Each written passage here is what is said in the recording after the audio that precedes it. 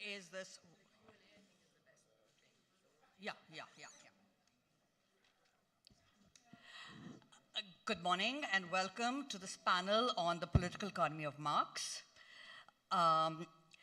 Marx's method, his analytical framework, has been a tremendously powerful way of comprehending capitalist dynamics, the capitalist economy, and it has proved supple enough to understand the complexities of contemporary capitalism more than a century and a half after he wrote.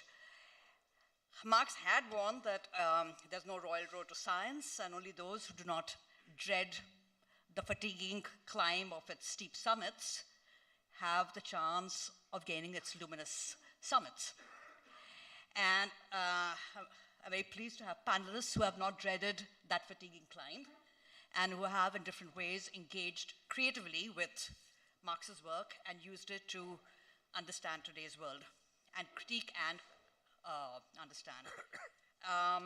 I'm Rama Vasudevan from Colorado State University, and the speakers in order are going to be Carolina Alves, Associate Professor of Economics at the Institute of Innovation and Public Purpose, University College of London, specializes in macroeconomics, political economy, development, and Marxian economics, and philosophy of economics. Dipankar Basu, Professor of Economics at UMass Amherst, with interest in classical political economy, macroeconomics, development economics, and econometrics. Nikolaos Chatzarakis from the New School for Social Research, who focuses on economic growth and Marxian perspectives. Riccardo Bellofiore, Professor of Political Economy at University of Bergamo, with research areas on Marxist theory of value and crisis, endogenous theories of money, and history of political economy and economic philosophy. So with no further ado, I hand it over to our panelists, and may they climb the fatiguing paths. So, Carolina.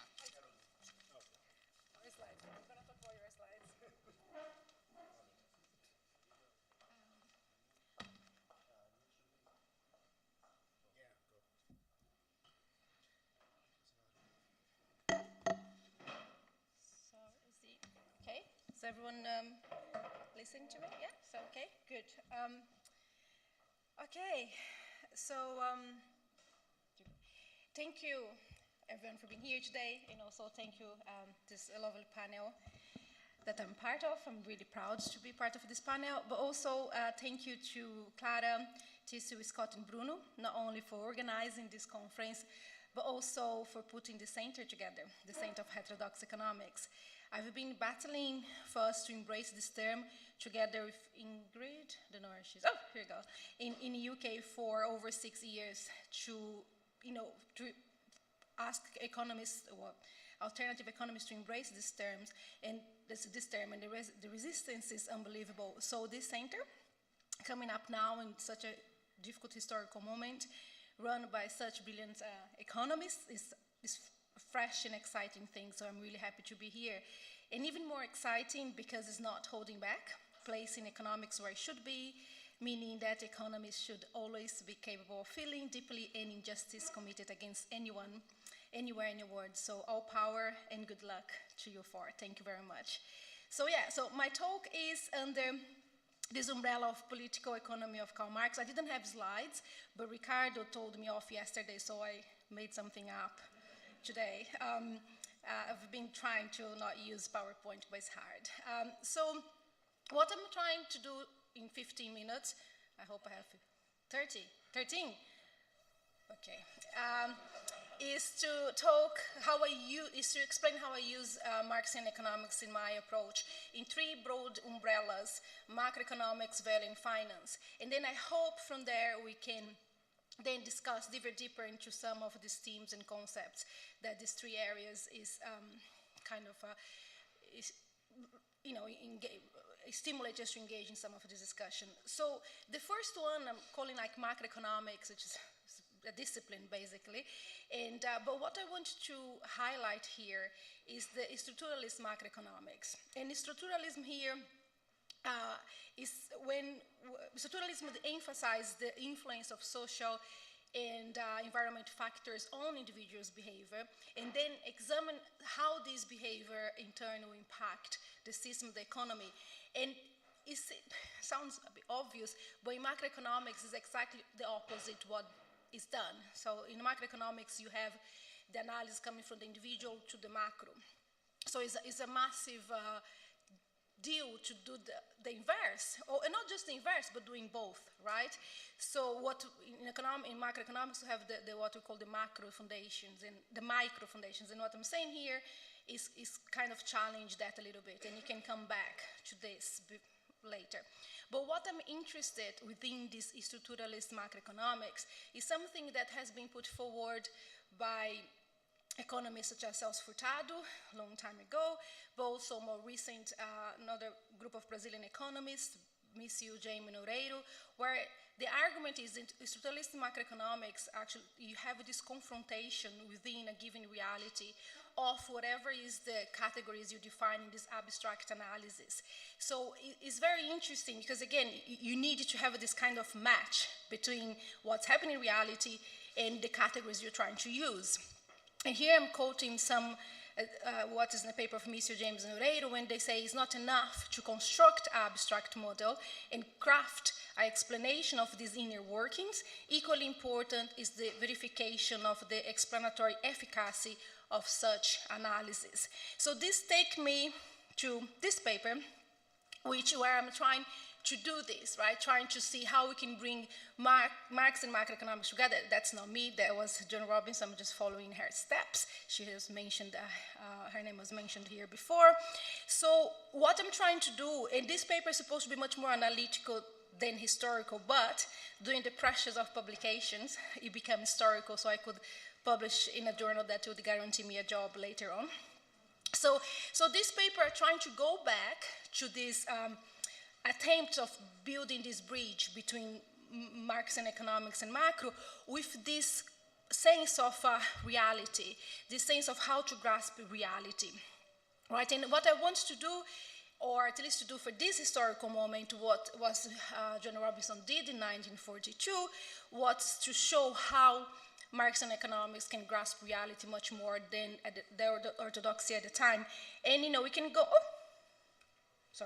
So we can go on and on in terms of what is in this paper, but one thing that really got my attention, for example, let me just see something.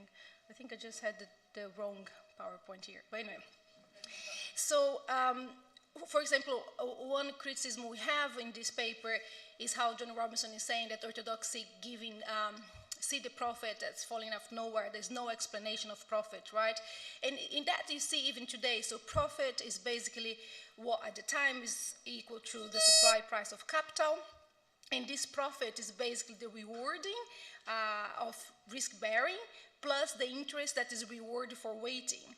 And Joan Robinson was saying, what is that? How can you understand that? And reading Marx, especially the scheme of expanded production, is very clear to her that capitalists engage in production to make profit. I know that sounds very obvious, but for someone trained in a very mainstream setting, I would say even today, but also at the time, this was like something that was quite a surprise for her. And she also highlights something that we didn't have in orthodoxy, what she calls the most striking difference between Marx and orthodox economics, which is the concept of surplus value. And another thing she highlights is how in Marx there is this rate of exploitation. Exploitation is a matter of fact. And then she started trying to engage that, or at least compare that with how macroeconomists at the time understand the word. And my table is not there, but you can, I'm going to do the very pedantic thing that academics usually do. You can read the paper.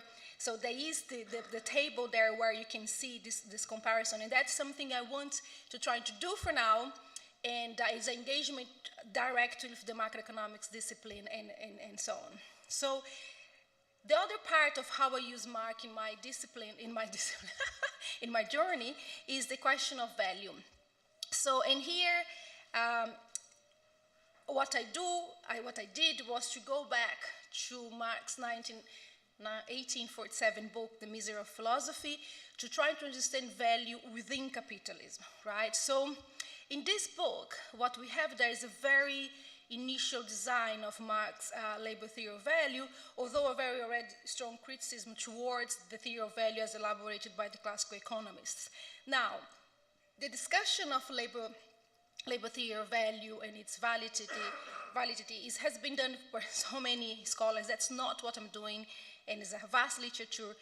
What I want to do in this book is to go to a different part of this argument, which perhaps even comes before that discussion of the validity of the labor theory of value now and how we measure and so on. So what I'm trying to do is to show that the need, that the need of a labor theory of value followed the economic and social and political transformations that consolidated a very specific mode of production, where both the relationship between people and their means of production and also the objectives of productions were radically changed. So this, basically what I'm saying here, is the emergence of private property, as we know today, and the production with the objective of accumulating wealth. And that two changes kind of demand or required the definition of value of a commodity.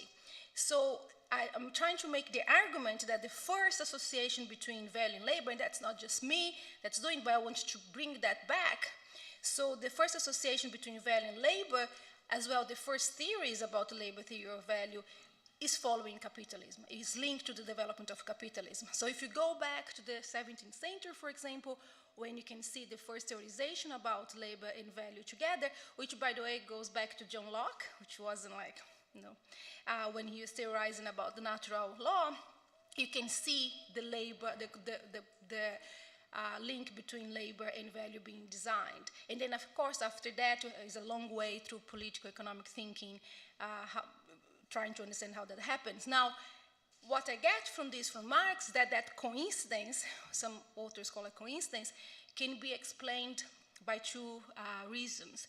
The first is the moment where you have these ways of production, it changes, the ways of production change, and the conception and the meaning of labor also changed. And the second aspect is the way of producing, aiming at accumulating wealth, was taking place through the exploitation of labor, or more precisely, the exploitation of free labor. So, therefore, measuring the amount of labor in a commodity became an essential condition to understand how accumulation of wealth was happening.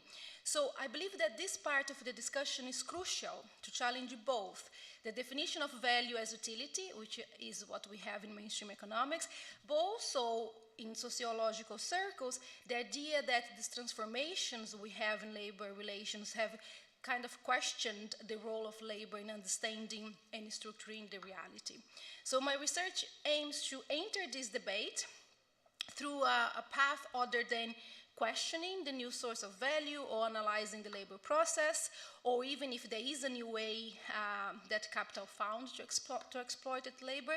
But my aim is to try to present and explain the idea that the association between labor and value is characteristic of capitalism, right? And if you're still under capitalism, these objectives, this kind of characteristic would still be there. And the association between labor and value would become even stronger. So, yeah, I have one, he was here. I know it was somewhere. So anyway, spoke that. And that is the table that I told you guys you can see in a painting when I'm trying to compare. Anyway. It's all messed up, sorry. But the last point I would talk about, and I'm not going to have much time to do this, so I'm just going to leave to the discussion, is how I use Marx to understand finance, and particularly the concept of fictitious capital to understand financialization. But I don't want to rush, so I'm going to leave it there, and we can talk about that in a discussion. Should I go? Wow, okay, great. So, 1 minute, gosh.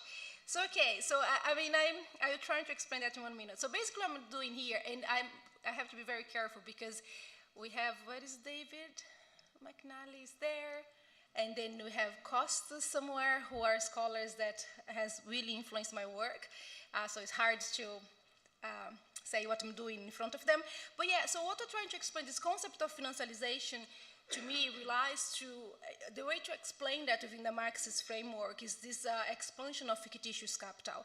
And fictitious capital here is nothing else than financial assets, tradable financial assets, and you can go back to there. But within the Marxist literature, what that means is that we start having a very thorny discussion regarding this difference between fictitious capital and interest-bearing capital. So interest-bearing capital being the capital that actually generates surplus value. So what we're trying to do here, and now I hope I have that slide, is that what fictitious capital does, so the tendency of capitalism to basically skip the production process where exploit labor, so this perception of M prime, of money, generate more money, which is the tendency which is behind this financialization. I see that as the expansion of fictitious capital, which basically what does this circuit of industrial capital is saying instead of M prime, we have M and then M prime minus M double prime. So this double prime is basically what we have, represent the returns on tradable financial assets contract. And that doesn't mean a massive deal, but within Marxism it is, because what I'm saying, this will impact the way profit is distributed and so on. And I have an explanation for that, although we need to do the empirical work. So, if there is anyone who wants to do a PhD with me, I'm open. So yeah, we can go to the discussion about that. But thank you very much.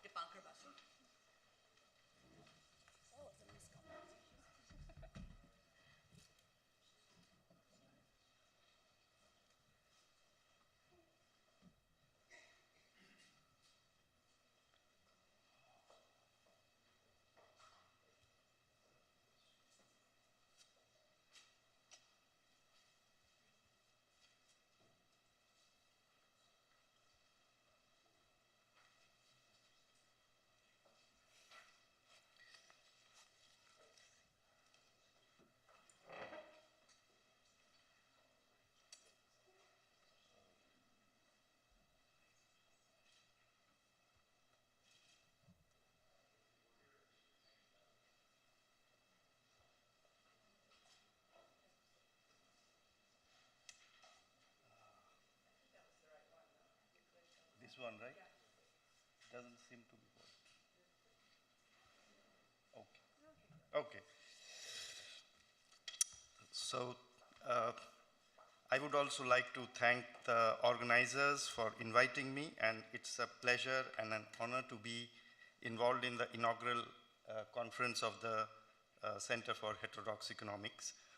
From yesterday's session, we learned that there are at least 3 areas for work that heterodox economists must be involved in. 1, develop, deepen, strengthen non-mainstream economic traditions and work in theory, empirics, and policy.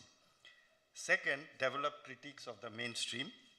And 3rd, very importantly, learn from and address issues emerging from people's struggles and challenge key silences that is there in the mainstream. So what I want to talk about today really falls in the first area. So I would like to present some work on key ideas in Marxian economics, which has been studied for a long time.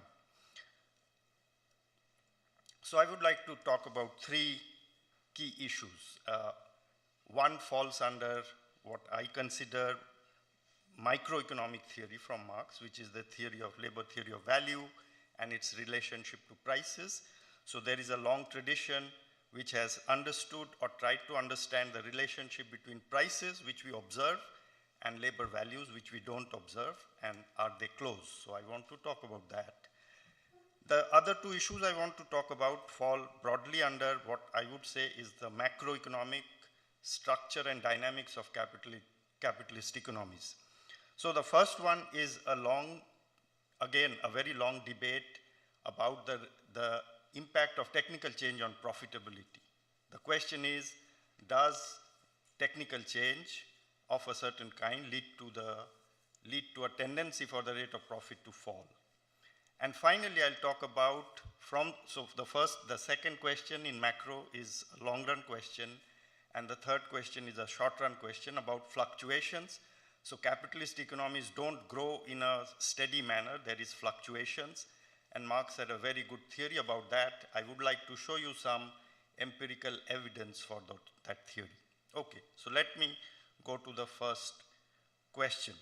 So in the classical tradition, prices which we observe are understood as being regulated by labor values, which we don't observe.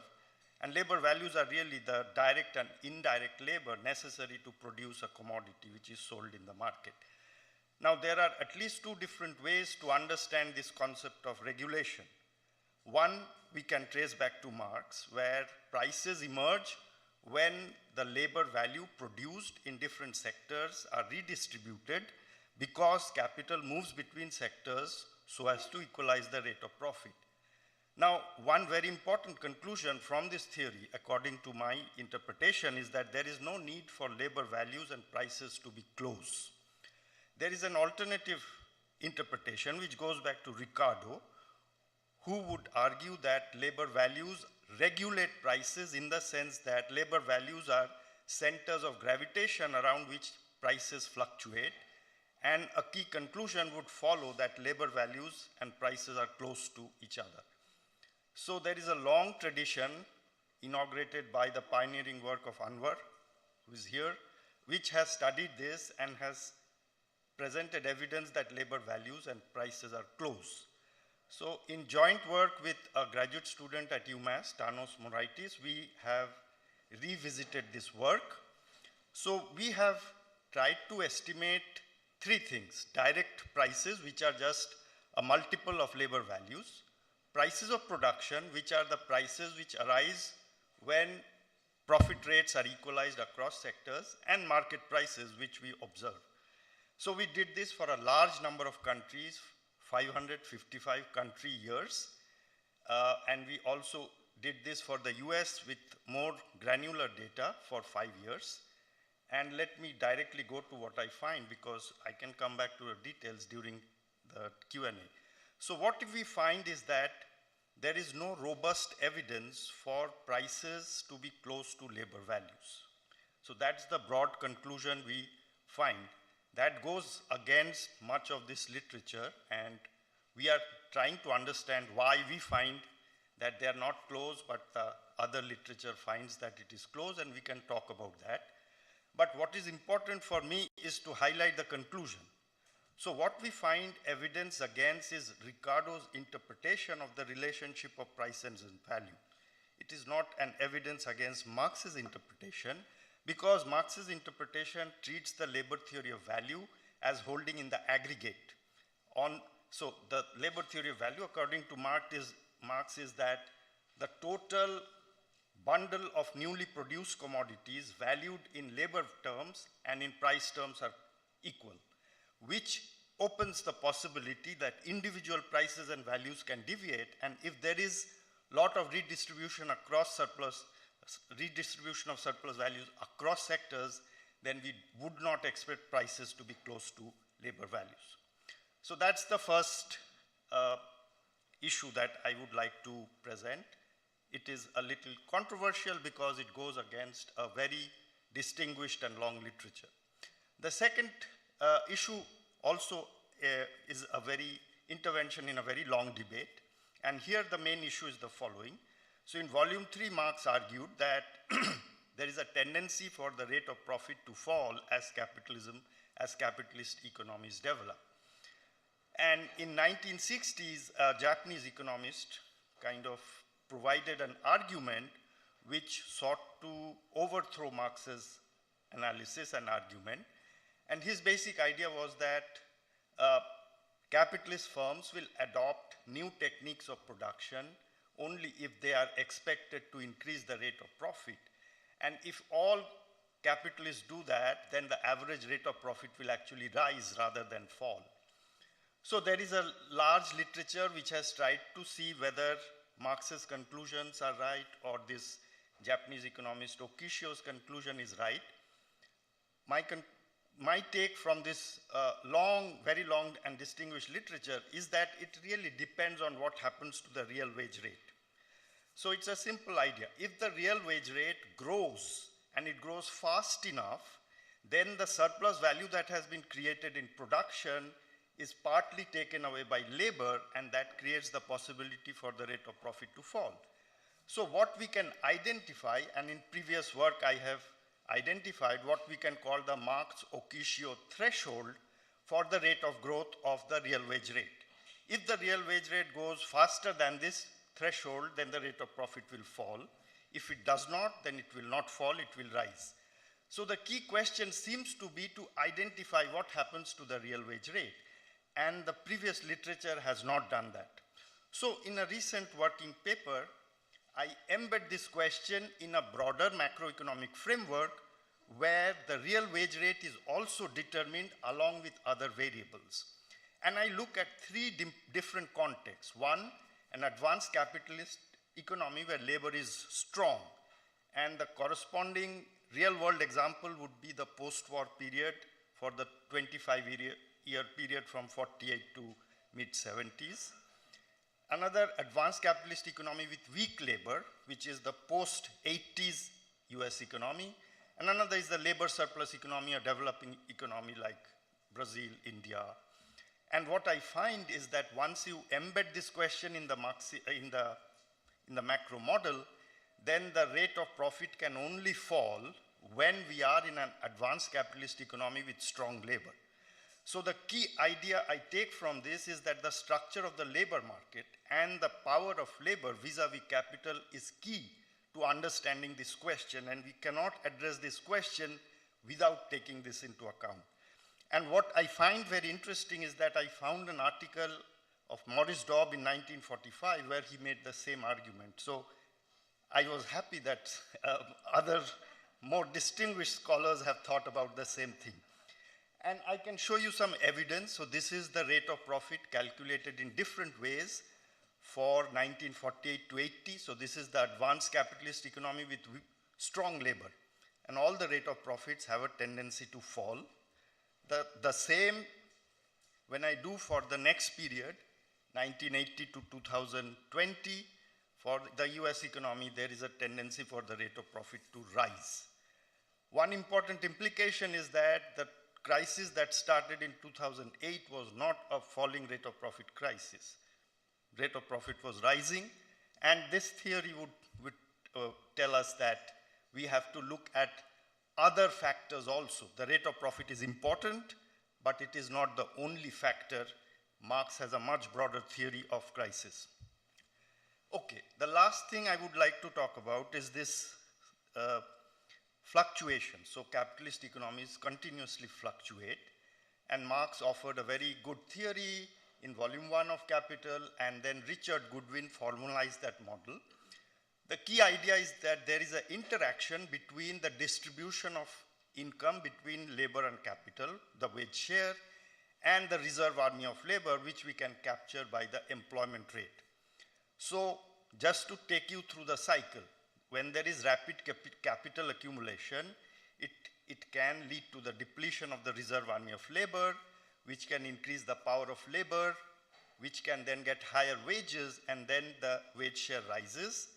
That can lead to the rate of profit falling, and the capitalists can then reduce the capital accumulation rate, which then increases the reserve army of labor, weakens the labor power, bargaining power of labor, and leads to higher profits and revives the cycle. So this is a very intuitive explanation of cycles that we observe.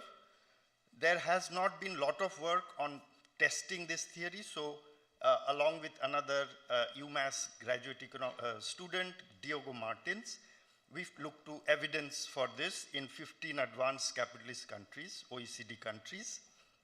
So the key thing that we bring, so there are two papers which have done empirical work. That the key innovation that we are making is that we want to say that this is a theory of the business cycle. So we cannot look at longer periods. Earlier papers have looked at 30 years, 40-year periods.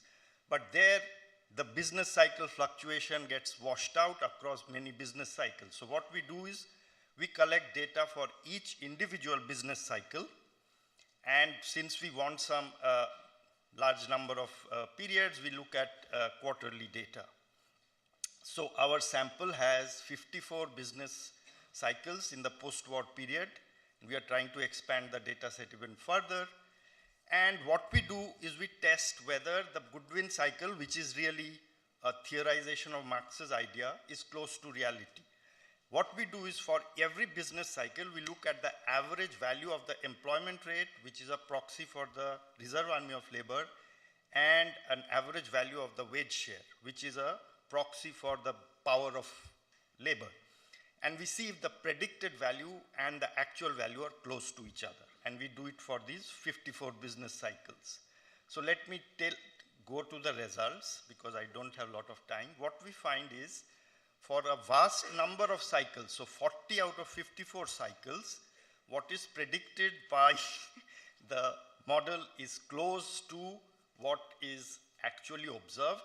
There is a much closer correspondence in the employment rate than in the wage share. And why is that so? Because of the way wage share is measured, which leaves out the self-employed, and therefore underestimates the wage share, and that leads to the discrepancy. So if we are better able to measure wage share, I think we will get much better correspondence not only in the employment rate and the direction of the cycle, but also in the predicted wage share. Thank you.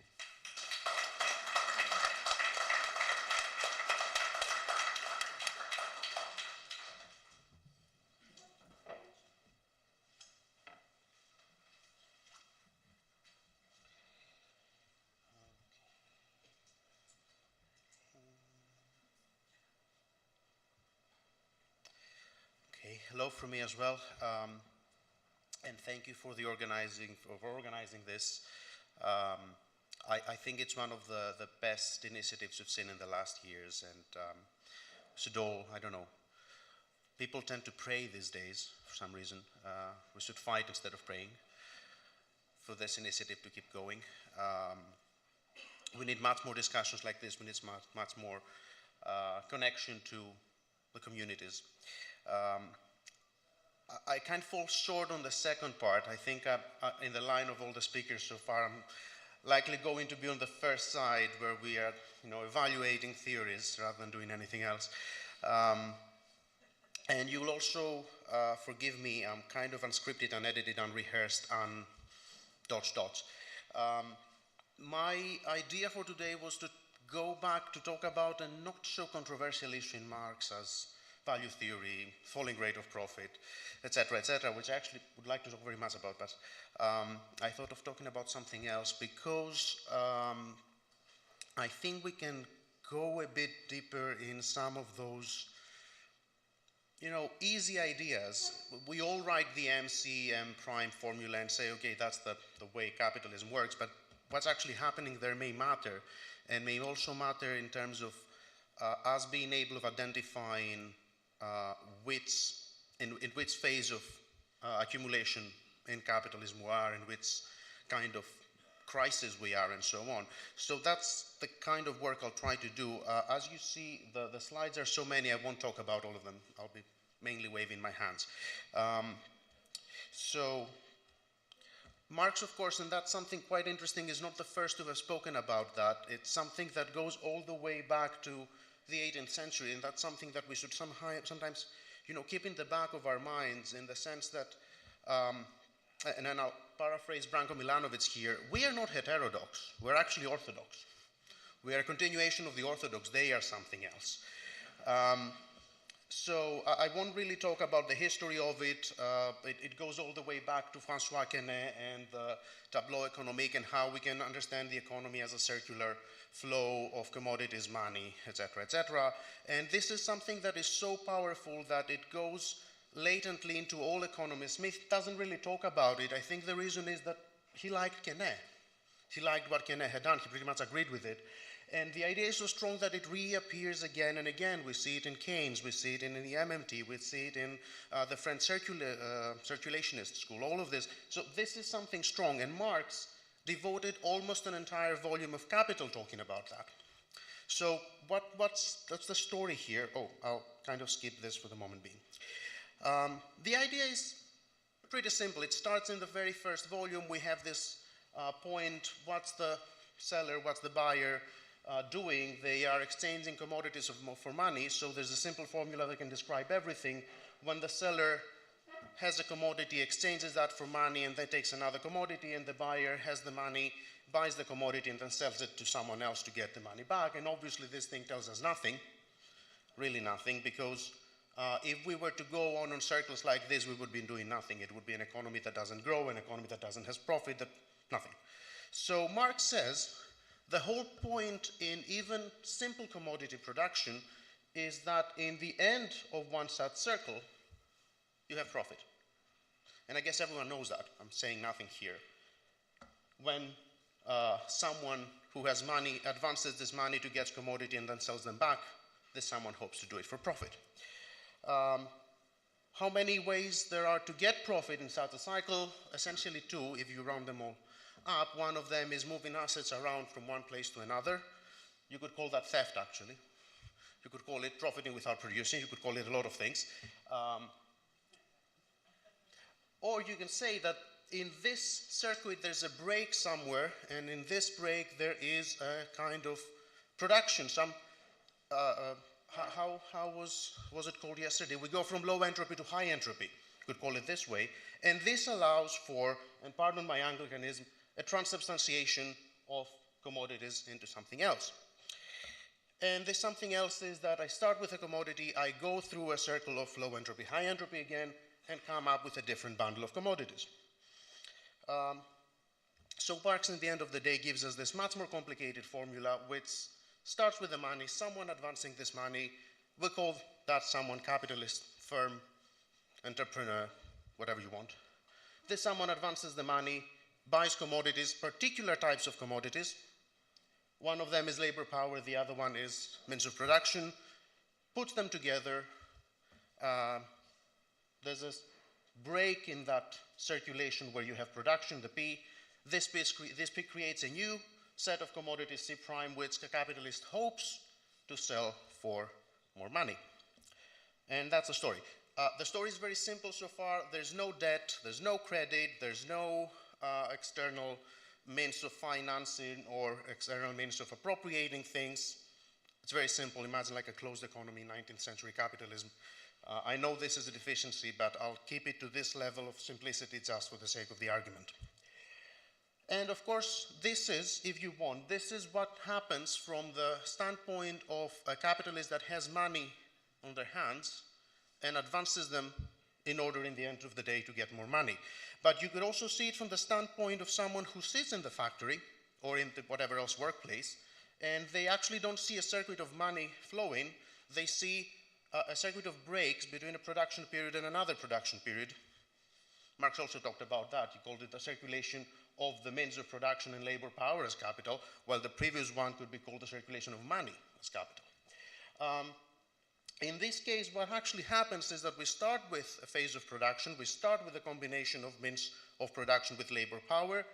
They produce commodities. These commodities are sold for money, and this money hopefully will be reinvested, at least some of them, in order to get these new commodities that we need, labor power and means of production again, to go back into production. And this is exactly the standpoint of a factory, right? And of course, depending on what kind of reinvestment we have, and all this again is volume 2, and someone should in principle remember them, is that depending on, what amount of money is being reinvested, you can think of yourself being in a simple reproduction case where all the profit that was made during that circle goes directly to the capitalist pockets and is being consumed, hoarded, whatever else is dropped out of this production circuit, and the only money that returns back to it is equal to the original sum that was advanced. Or you can imagine them reinvesting those profits, so expanding their production structure, buying more means of production and more labor power in certain proportions, or even breaking these proportions, bringing in technological change, essentially, to make the production process larger than the previous period. And of course, you can imagine all intermediate cases, and you can even imagine cases that are not so normal, where someone would even decrease the amount of money that they reinvest. Anyway, and of course, we have the third case, which is we have spoken about the circulation of money as capital. So from the standpoint of the person who advances those money in order to get back more money, we talked about the circulation of means of production and labor power as capital, so the circulation of those breaks, the production process breaks, and of course we can talk about the circulation of commodities as capital, essentially a merchant who has commodities that has to sell for money in order to give this money back to production and get the new commodities that they will sell. And all these are nice and interesting, and we should all in principle know it. What's the point here is that in each of these circles, that the one is interfaced in the other, and they go hand in hand and they repeat again and again, and it's like a network actually, it's not a circle, it's like repeating circles all around us. All commodities, all money go around in such circles. Every time that we move from M to C, from C to P, from P to C prime, from C prime to M prime, and then back, in every of these possible changes, we have a possible break. And Marx is quite explicit about that. Every time that money has to be converted to commodities and commodities have to be converted to money, there is a possibility that something will go wrong. And of course, what's that? The initiation of a crisis.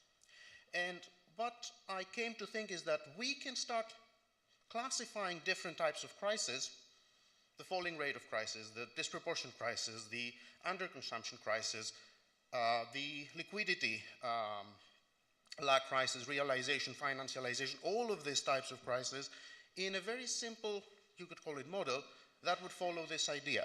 And if you dig a bit deeper into it, you'll see that even in Marx, and I'm following Nito's classification drawn from Marx, there is already some prototype classification of a type 1, type 2 crisis, where depending on whether you have excess capital or excess commodity, and you can go even further.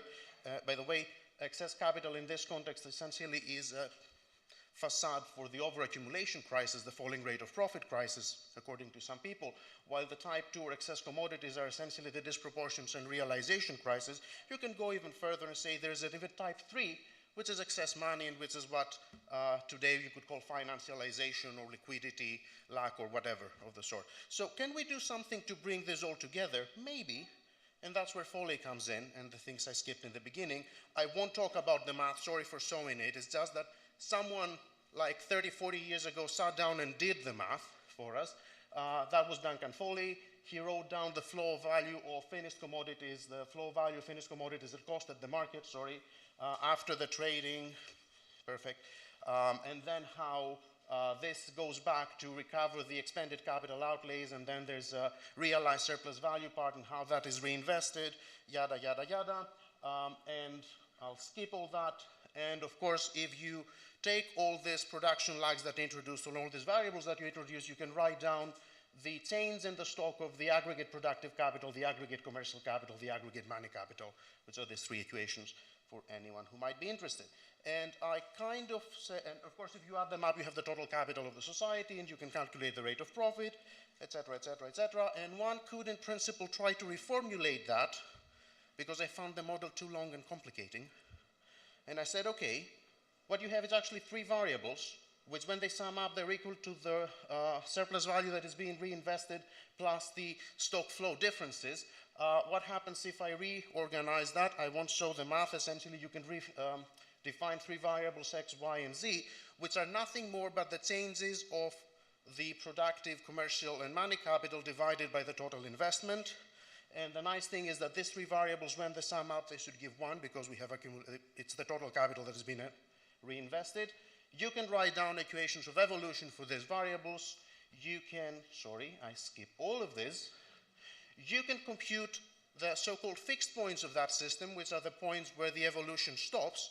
And the first one is an interesting one. It's where you have absolute accumulation of productive capital, no accumulation of the other three.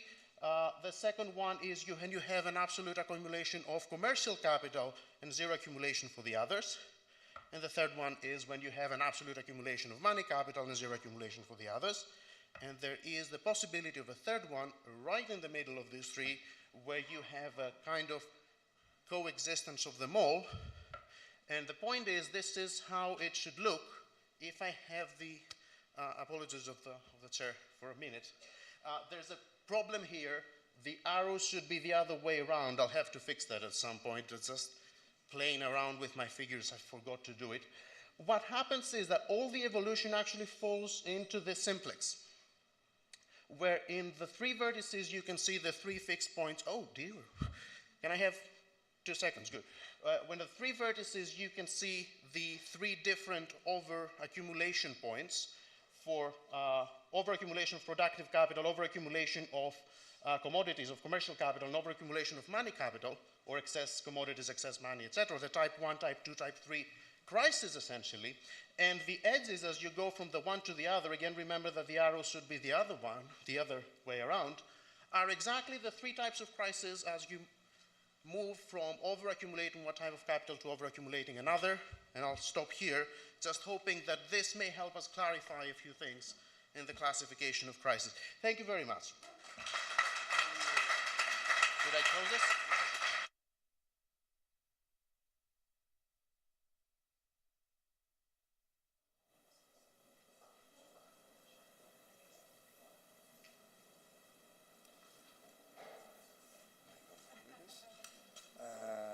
How to view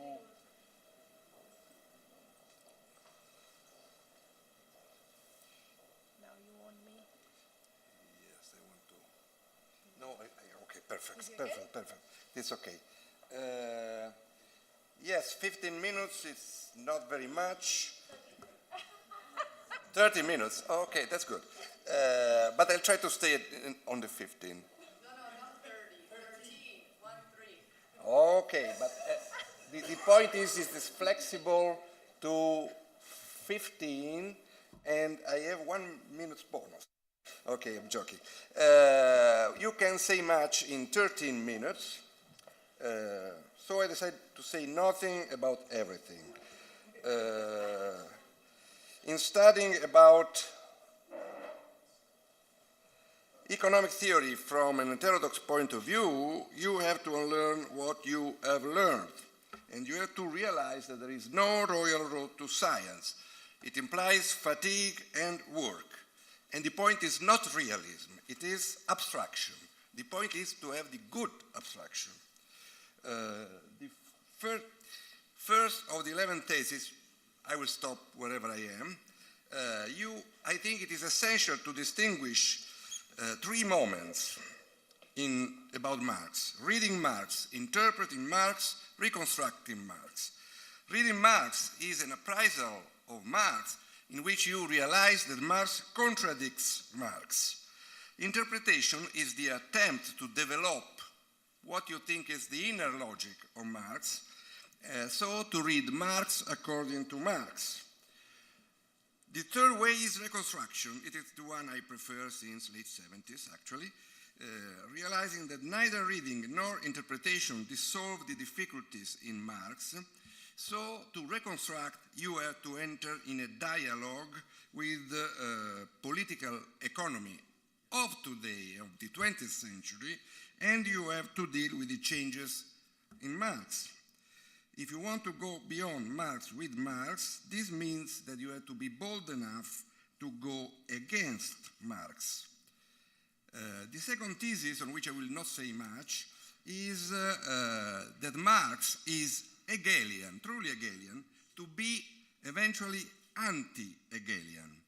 His theory is a critique of political economy. We should understand what political economy is. There is vulgar political economy, which is economics. Economics should be banned as a term. The mainstreams, there are many mainstreams, the Varrogian, the non-Varrogian, etc. It is a superficial look at reality, how reality seems. Political economy is a science, and nowadays is Keynesian, Raffian, institutional, how capital produces.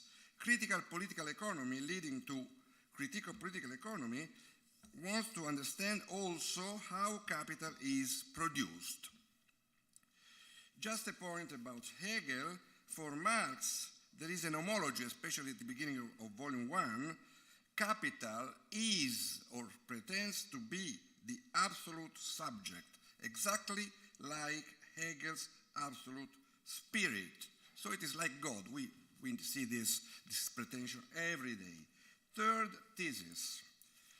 Marx is a monetary labor theory of value. The expression monetary value theory is common today.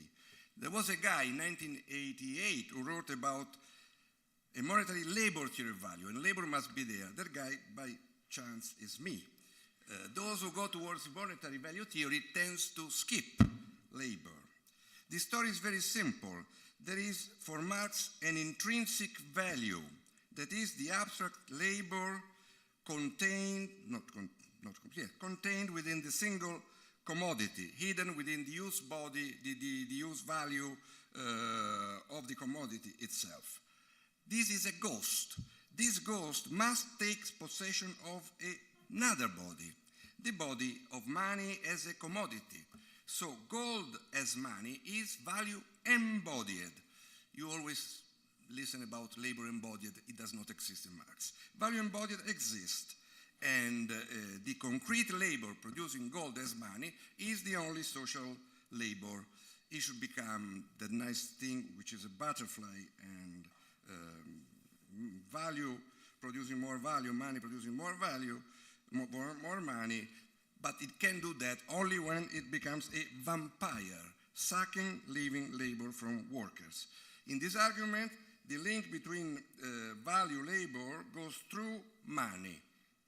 The point is that money is a commodity, so if you don't believe that money is a commodity, there is a problem here. Somebody may ask, but is this a Gothic novel? The answer is yes, it is a Gothic novel. So before going to the slide, go to the fourth thesis. The fourth thesis is that the social power of value, money, capital is real. It is not just the power of workers or citizens stolen and going everywhere. The fetish has real powers.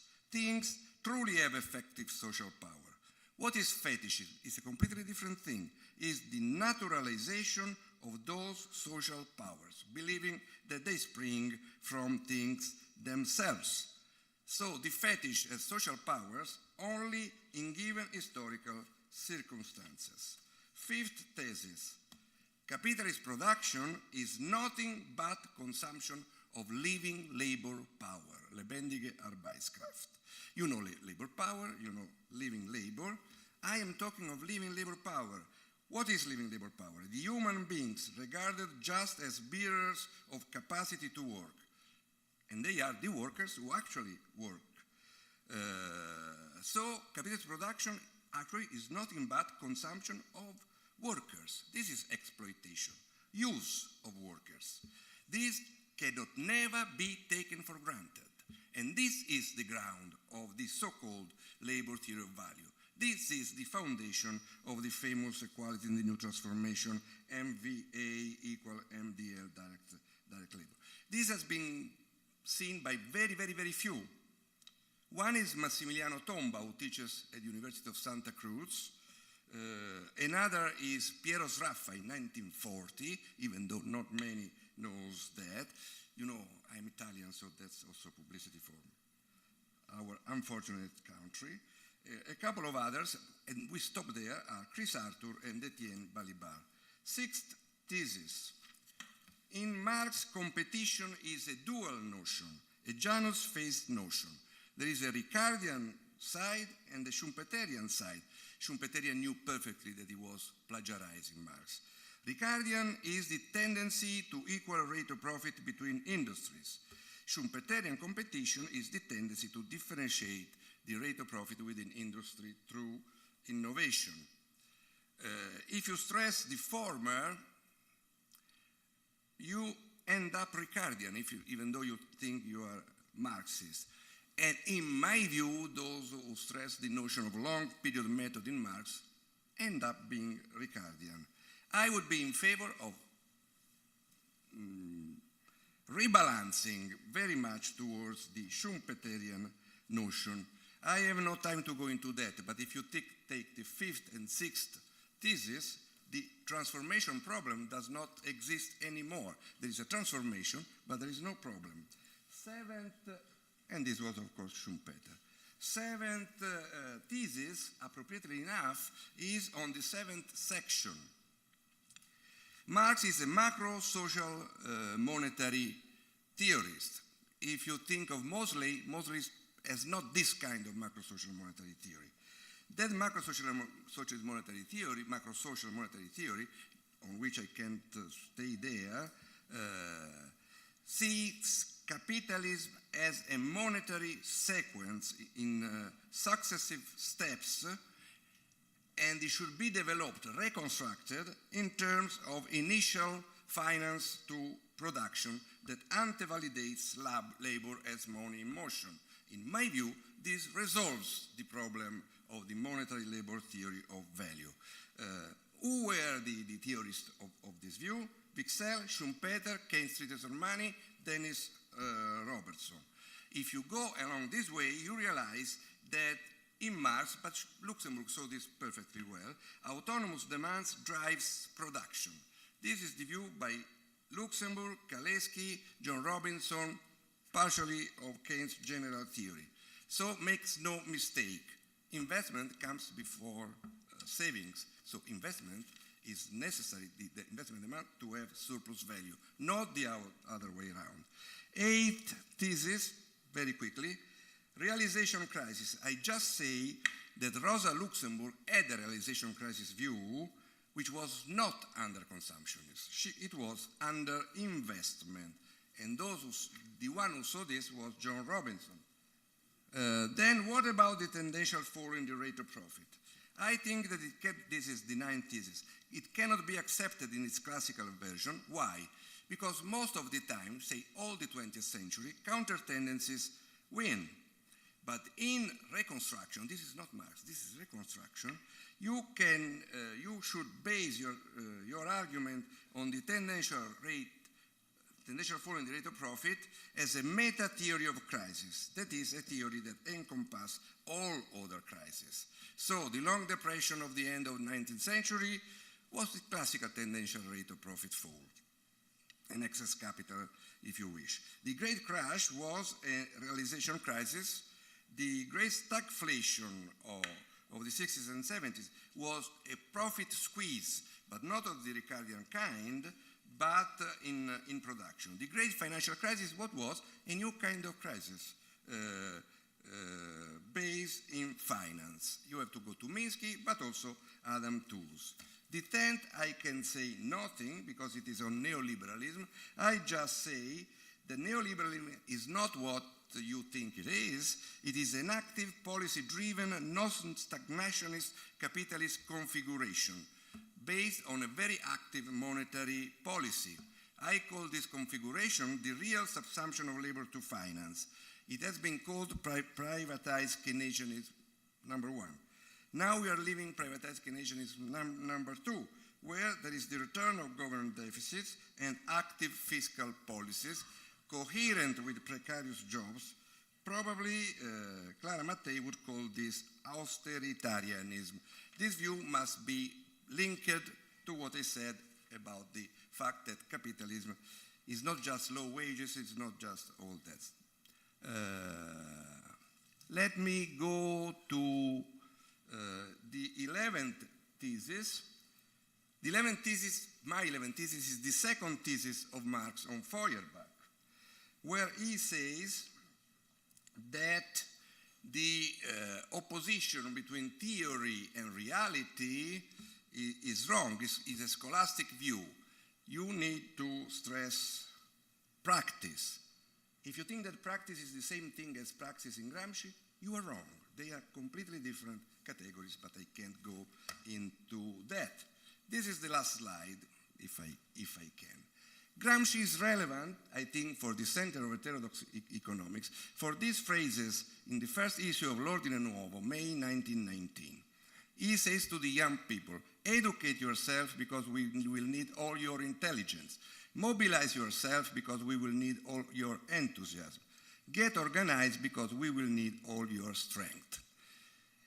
I apologize, I'm old. I don't understand the word activism. I understand the word militant. And of course, theory must be related to militancy.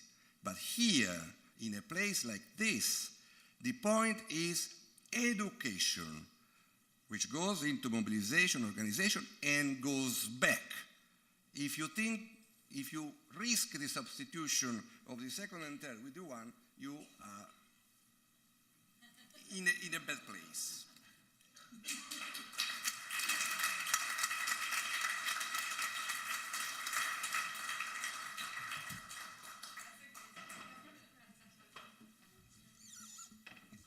What a wonderful beginning to the morning.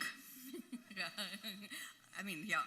So we got a flavor here and a breadth of, Marx's method and how you can begin with value and commodity and then build up to a theory of the circuit of capital, reproduction of capital, the breaks, the cycles, the crisis, and how you can move from money, build up to not just finance, but also think fictitious capital and the role of public debt and bringing in the state.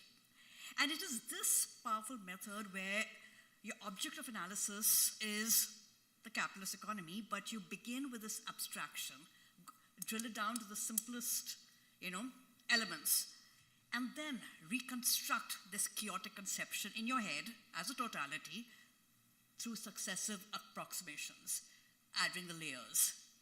I know, I think Sweezy had this metaphor about peeling the onion and crying a lot while doing that. But, and we actually see, and there's no artificial division between micro and macro, because when you do value, you're doing it in the aggregate. There's no distinction between, finance and the real sector, because as soon as you start with exchange, you have commodities and you have money. And when you have the circuit, you have finance and you have all the real components. And I think the speakers in their own inimitable styles and ways have brought this range. And what I would like in the second round is everyone, respond to each other, and we'll have about 2 minutes each, Clara? Okay. And also talk a little more about, today's world and where we can take this method today. So.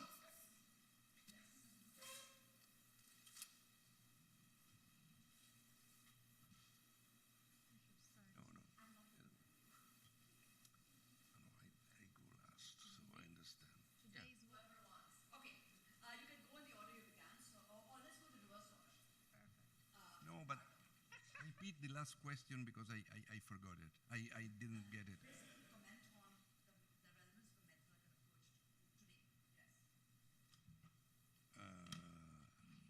I thought it was pretty obvious, but I can go.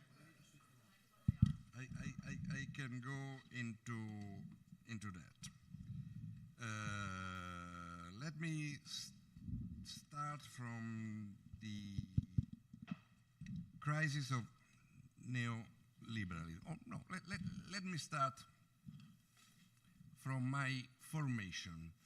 I was lucky enough, like Minsky, to have forecast 5 of the last 2 great crises. Actually, I lived these 2 crises. One was when I studied, I began studying these kind of things early 70s, and the other one, actually we were in the 3rd crisis, but the other one was the so-called 2008 crisis. Everybody calls that way, but it is the 2007 crisis. Otherwise, I would not understand how I, with Joseph Alevi, was able to write about that crisis in 2007. So the crisis of the 70s for me was many things, but was anchored in what I call profit squeeze from struggles in immediate labor process. Workers were able to resist the needed capital increase of surplus value. The one of today is the crisis, so-called of financialization, but it is a crisis, in my view, of finance. When I studied, I was convinced that Marx could have been the answer to everything. My reading of Marx was very much due to workers at Fiat with whom I did political activity, at the time in il gruppo Il Manifesto. They were all males. If I would have lived in Novara, probably many of them would have been females, because one thing was the textile, one thing was the metal workers. Theoretically and practically, we were defeated, not just because the other were strong and bastard, but because there were limits in theory and there were limits in political practice. In political practice, there were very good signs of where to go, but not enough. In political practice, the crisis of the 70s required an intervention from below, but also from above, in determining the composition of production. It was not just an issue of wages, not just an issue of ownership, public ownership. The point was the capacity to control the composition of output, any kind of goods and services that workers then get, etc. Theoretically, a point that is linked to this, but I have not the time to go into the connection, the point was that we were not able to theorize money and finance properly. When I say we, I refer to the Marxists like Claudio Napoleoni, with whom I worked, the neo-Ricardians of any kind, Garignani, Pasinetti, etc.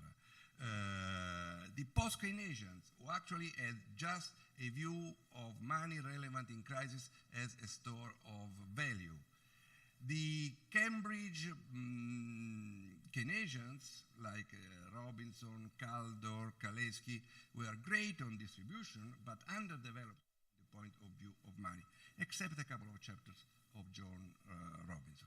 So, since I did I wrap up. So, I thought that it was necessary to develop the discussion studying finance and linking it to the dynamics of labor. So I would say, and I close on this, that in the so-called heterodox arena, there are two strands. Those who insist on demand and distribution, which are great problems, but those who prefer to start, like me, from money and production.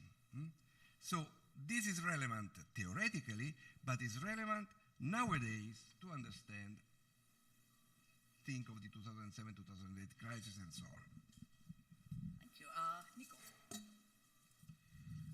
So the point is I have a lot of thoughts I'd like to relay, and I think it will take about an hour. So I'll try to stick in 3-4 points here. The first one, I don't have an answer to that. I have a quasi-answer. Unfortunately, the way we've been trained, indoctrinated, educated, organized, mobilized until this moment is filtered, and I could even say, infected by what people like Gramsci would call the dominant hegemony, the dominant ideology of the socio-historical formation we live in. So we inherit a lot of fallacies from what you can call orthodox or vulgar or whatever economics. I think that actually this divide between micro and macro falls into this category. I actually use them a lot of time. We all use them a lot of time, maybe just for semantics, because that's exactly what people understand. But it's something that we should be very confident about breaking if we want to reconstruct Marx, or not just Marx, a generally non-neoclassical, non-orthodox tradition, or traditions, I don't know. There are certain fallacies that we have inherited and we should break away from. Another thing is, we have a certain way to backread not only Marx but a lot of people. Even people who are more historically closer to us than Marx, like Keynes or Schumpeter or Straffa, we kind of backread them in a way that we shouldn't. Allow me to be a bit more pedantic here, and I do that with my students. Marx talks about laws and tendencies, and I think that was a way that people phrased these things at the time. They were a bit Newtonian in their mind setting, but they were also quite careful about it. Now we know that according to the law of gravity, this should be falling down to the center of the earth, and it's not. It's not. Marx has a name for that. Tendency and counter-tendency. And I'd like to praise a former work of Dippenkar actually here. We need to see things in their totality. There was a work on the falling rate of profit where you try to integrate the counter-tendencies in it. I think this is an incomplete project, and we need to go back and again and again and again into it.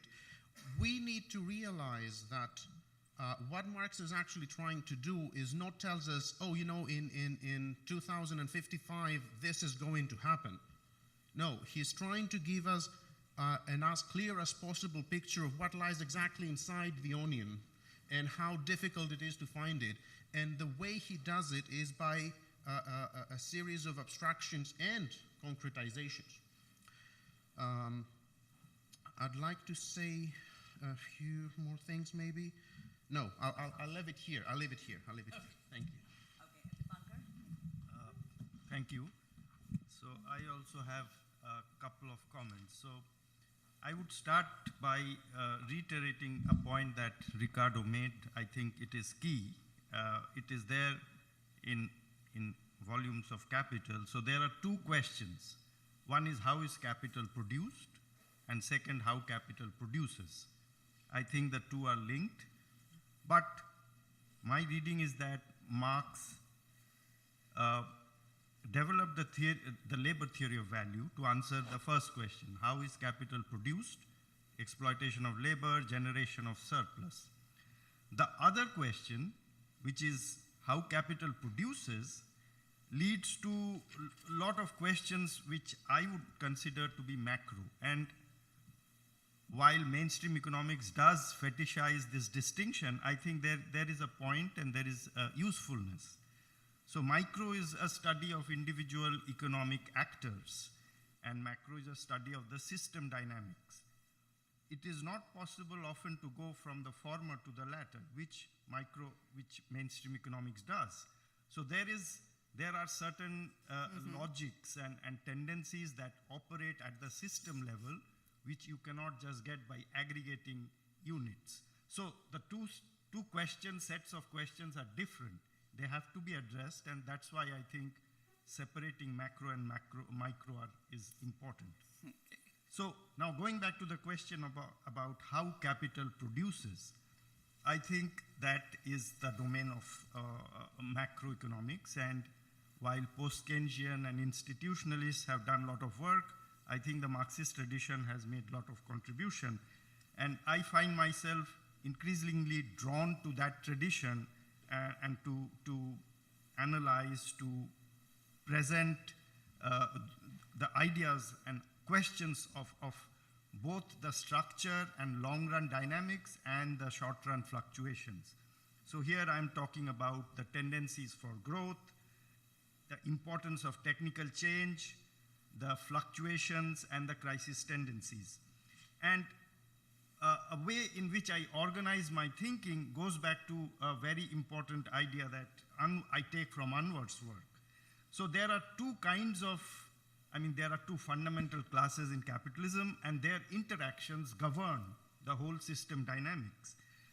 The competition between the capitalists within the capitalist class leads to technical change, which generates surplus, And then the struggle between capitalists and workers leads to the distribution of that surplus.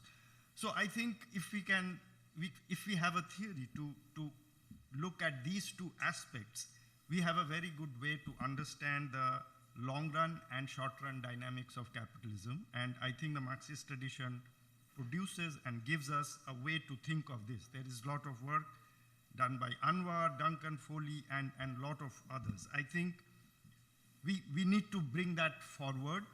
And one important thing that we need to do is to be more attuned to empirical analysis, to test those theories. That is the way in which we can explain what is going on in contemporary capitalism. And what Costas yesterday said very, very nicely, I think we need to give a simple but not a too simplified framework to militants and activists to understand the macro dynamics, and that is where I think a lot of work needs to be done. Thank you. Thank you. Yeah, no, that's a great question. I think, to me, the relevance of relying on Marxian economics, I'm trying to have the 3 points which kind of follows my presentation. I think the first one is definitely the issue of value. Sadly, in economics, as I mentioned very quickly, value, the understanding of value is within the market. So it's the question of utility. If it has utility, it has value. It has value, has utility. It keeps going around. And I think we need to go back within economics at discussion of value, what value it is, within the political economy of today. So if you look at the economy today, especially in developed economies, but also in developing economies, we see the issue of the share of labor and capital, how the share of labor is decreasing and the share of capital is increasing. We see the issue of inequality. So to me, is the question: have we really solved the issue of distribution of where profit comes from? And I don't think we have. And I think the Marxian economics, at least, is kind of giving us some direction of how to understand that. So I think understanding value in the context of today is key for me, and I rely a lot on Marx to trying to do that. The second point has been mentioned here several times, is to go against this idea of micro-foundation. So the micro-foundation, which is the only game in town today in economics, to a point that in the US especially, there is this idea that we don't need the macroeconomics anymore because everything is micro, right? And I think there is a question for us to challenge there, because if you're relying on micro-foundations, you're really seeing the economy just from the perspective of the individual's choice. It's just about that, and economics become about understanding these choices and the constraint to these choices. And there's much more to that, right? I think, to me, a macro, and I don't think it's just macro or micro. I think, you have to have both, but I think the issue, the macro perspective, especially within Marxian economics, it gives us a much more sense of reality, which was trying to show with the John Robinson discussion. And I think we need to keep pursuing that, to have a very strong analysis of our reality. And the last point is the issue of finance and the prime. And I think nowadays, it's very easy to talk to the generation that's coming, and they do believe that you can just invest in financial things to get your money. I don't know how it's here in the US, but I found out that in Brazil there's an app now, literally an app, that you get 10 reals and just invest in a portfolio, and just automatically. And I feel like, wow, the idea that money can generates money. I think something we still have to keep challenging. If that's the case, what has happened? Where is this wealth and surplus created? Where is that coming from? Does money really come from trees, or can you just, what's happening? So I think there's a question of understanding finance, this expansion of finance and the proliferation of financial assets in our economy, and the link with value that is still very much pertinent. I like Michael Perelman's point. Sorry, I'm going to have to go back to fictitious capital.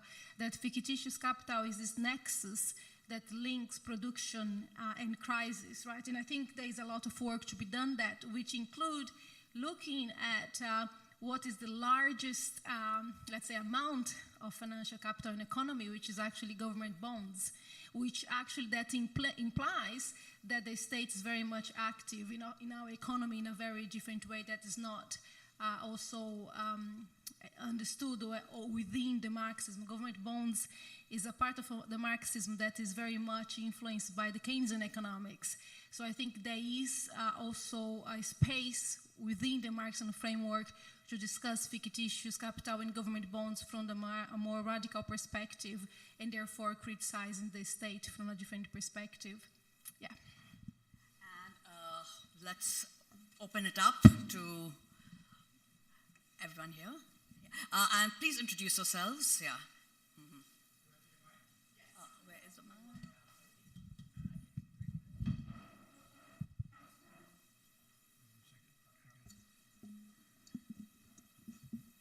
Yes, I would like to point out something that hasn't really been talked Please about. introduce yourself.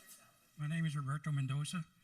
I've been involved in the movement since 1969, starting with the Alcatraz, and I've continued, and I've learned a few things. I used to be a Marxist-Leninist, like some of these people, but I evolved out of that, thank goodness, for very good reasons. And I'd like to just tell you folks something that hasn't been said. This is from Samir Amin. He said, the principle of endless accumulation that defines capitalism is synonymous with exponential growth, and this, like cancer, ends in death. And I would like to remind you that Guattari and Deleuze, two French thinkers, psychoanalyzed the capitalist system, and they found that it was psychotic. Because it is. And one of the things that lets you know that someone or something is psychotic is lack of empathy. Does the capitalist system care about the 500,000 people living on homelessness on the streets of this country? Hell no.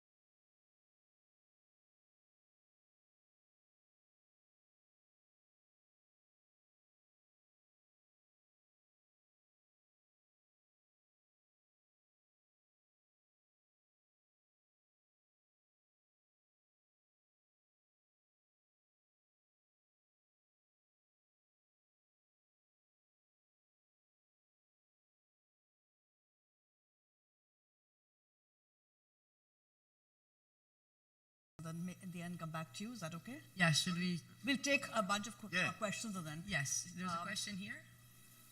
Okay, there's sorry, after. There's a question here. So I'm reading it. Paulo has lost his voice. So, in deference. So, Paulo dos Santos, along with a few other New School colleagues, had an extremely frustrating discussion with Adam Tooze. He says Marxism is effectively pointless and that even the concept of capitalism gets in the way of clarity. He prefers terms like polycrisis and a stance that all but explicitly rejects analytical synthesis. If you had to argue against him in favor of the unique analytical usefulness of Marxism, what would be the first point you'd make? Why is Marxism indispensable? Okay. Usho, yes.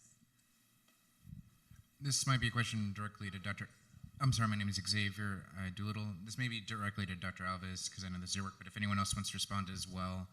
Something that Ingrid had mentioned was your work on trying to take away from Eurocentrism within the tradition, thinking about the political economy of Marx specifically. Do you have references to scholars and works outside of the European Center that would add to that and that we can use in that analysis of Marx's political economy? Thank you. Ramos, will you get last one? Then we do another round anyway. Good morning, and thank you for traveling to Tulsa to bless us with your incredible knowledge. I'm an engineer, but I'm also been raised as a capitalist, and obviously with the turmoil that we have going on right now, I've worked in manufacturing for 30 years, so I am very, very close to the labor. And I have had experience with companies that do share the profit with the employees who are then able to purchase and make the capital improvements with their own families and lives. And so I know we're studying on the very other liberal side of this and trying to have discourse on the differences between capitalism and socialism and Marxism. Is there a happy medium to combine all of the blessings and positives of each of these political theories into a brand new economic way forward? In First Robotics, we teach the students cooperation. So it's both the ability to compete and the ability to assist. And we try to teach them that by being the best in their own abilities, as well as helping their neighbor and their competitors be their best, that we reach true equilibrium. I'll allow the panelists now to respond. We can go start with the bunker and come down. Yeah. Thank you. I think these are very important questions to consider. So let me answer some of these questions. First, about Eurocentrism, that is an important point. In fact, I had wanted to mention that. So one of the limitations of Marxian economics, I think, is that mostly it is focused on a closed capitalist economy, and the picture in mind is really an advanced capitalist economy. So one thing that we need to do is to take that model to the international economy, where there is interaction between capitalist economies and other structures of economies which are not yet fully capitalist, and look at power relations. The question of imperialism is very important to integrate back there. And the second aspect is to try to extend the capitalist, the Marxist framework to understand the structure and dynamics of developing economies. And here there is work of a structural macroeconomist and thinkers from the global south that we can draw on. There is a rich tradition, and we should draw on that. So that's about Eurocentrism. I think we need to move beyond. And there is already some work there. To go back to Anwar's question about capital stock, so there are two separate sets of questions where the capital stock plays an important role. One is the calculation of the price of production, and another is a big literature which has just calculated the rate of profit to see the how it is doing. It is falling or going up, and then relate it to crisis tendencies. Now, the second set of literature typically just uses the estimates of capital stock produced by the statistical agencies. For the US, it is the Bureau of Economic Analysis, and they have a series of capital stock, both replacement cost and historical cost, and that is typically used. But I think Anwar was referring to the price of production, and one thing that we encountered when we did this work is that it was not clear to us how lot of the existing work had constructed the capital stock matrix, and it is an important question, and we have constructed it from the depreciation data that is published by the Bureau of Economic Analysis, and we explain our methods, and we have made our data and method publicly available on the website. We hope that others will read it and tell us if they have done it differently, if that is really the source of the difference that we are getting. I am not able to completely pin it down, but I think that's an important question. To go back to Adam Tooze's question, I mean, capitalism is the key, and it is not a new thing for a thinker to say, oh, don't think about capitalism, there is other things. That has always been the case. Many thinkers don't want to think about capitalism. I think what the Marxian tradition provides is a focus on the two fundamental classes whose interactions and interaction within them govern the system dynamics. So as I said, going back to Anwar's work, capitalist competition leads to technical change, class struggle leads to the distribution of the fruits of technical change. I think in a very pithy way, those are the two kind of poles that determine system dynamics, and I don't think there is any other framework available which can provide such a powerful way to understand capitalist dynamics. And finally, the last question about cooperatives. I think that's a very important question. What would be the institutional setup? Now, I think we need to think about that at two different levels. One is the current setup. What can we do today to make the institutional setup work better for workers? And there, worker-managed firms, cooperatives are certainly a step in the right direction. But that by itself will not help us understand the systemic change that is necessary to have a system where all workers are able to have rights and the system not being driven by the exploitation. So that second question requires systemic thinking, and I don't think it is possible to avoid the question of power, state power, to think of those larger issues which in this tradition is broadly discussed under the question of revolution. So I think there are two separate levels at which that question need to be discussed. Thank you. Okay. Lots of interesting questions, and I'd like not to start with Adam Tooze, because I think this is a very good focus and towards the end of it. I'll start with a very generic comment about cooperation. How did you call it? Cooperation. I haven't heard the word before. It's interesting. But cooperation and mutual aid is something that we know it predates human societies. And stepping a bit away from Marxism, I think that the best anarchist book is Mutual Aid by Piotr Kropotkin, because he actually gives us the story that we have been systems, we have been societies, we have been social beings, political beings, as Aristotle puts it, much before we were humans. What capitalism, and particularly the more recent forms of capitalism does, the recent political and economic forms of capitalism does, I'm talking about Thatcher, I'm talking about Reagan, I'm talking about these things, is forget you're a society. Forget that you have social ties with other people. You're individuals. And then you're coming to methodological individualism, really corrupting your own life, not just your theories, your life. And this is something that we have to fight for. I don't know how, I don't want to come up with a vision and say, here it is, I don't think I can. But I know that this is the problem, and that's where one should start to find a solution, that we have not always lived this way as societies.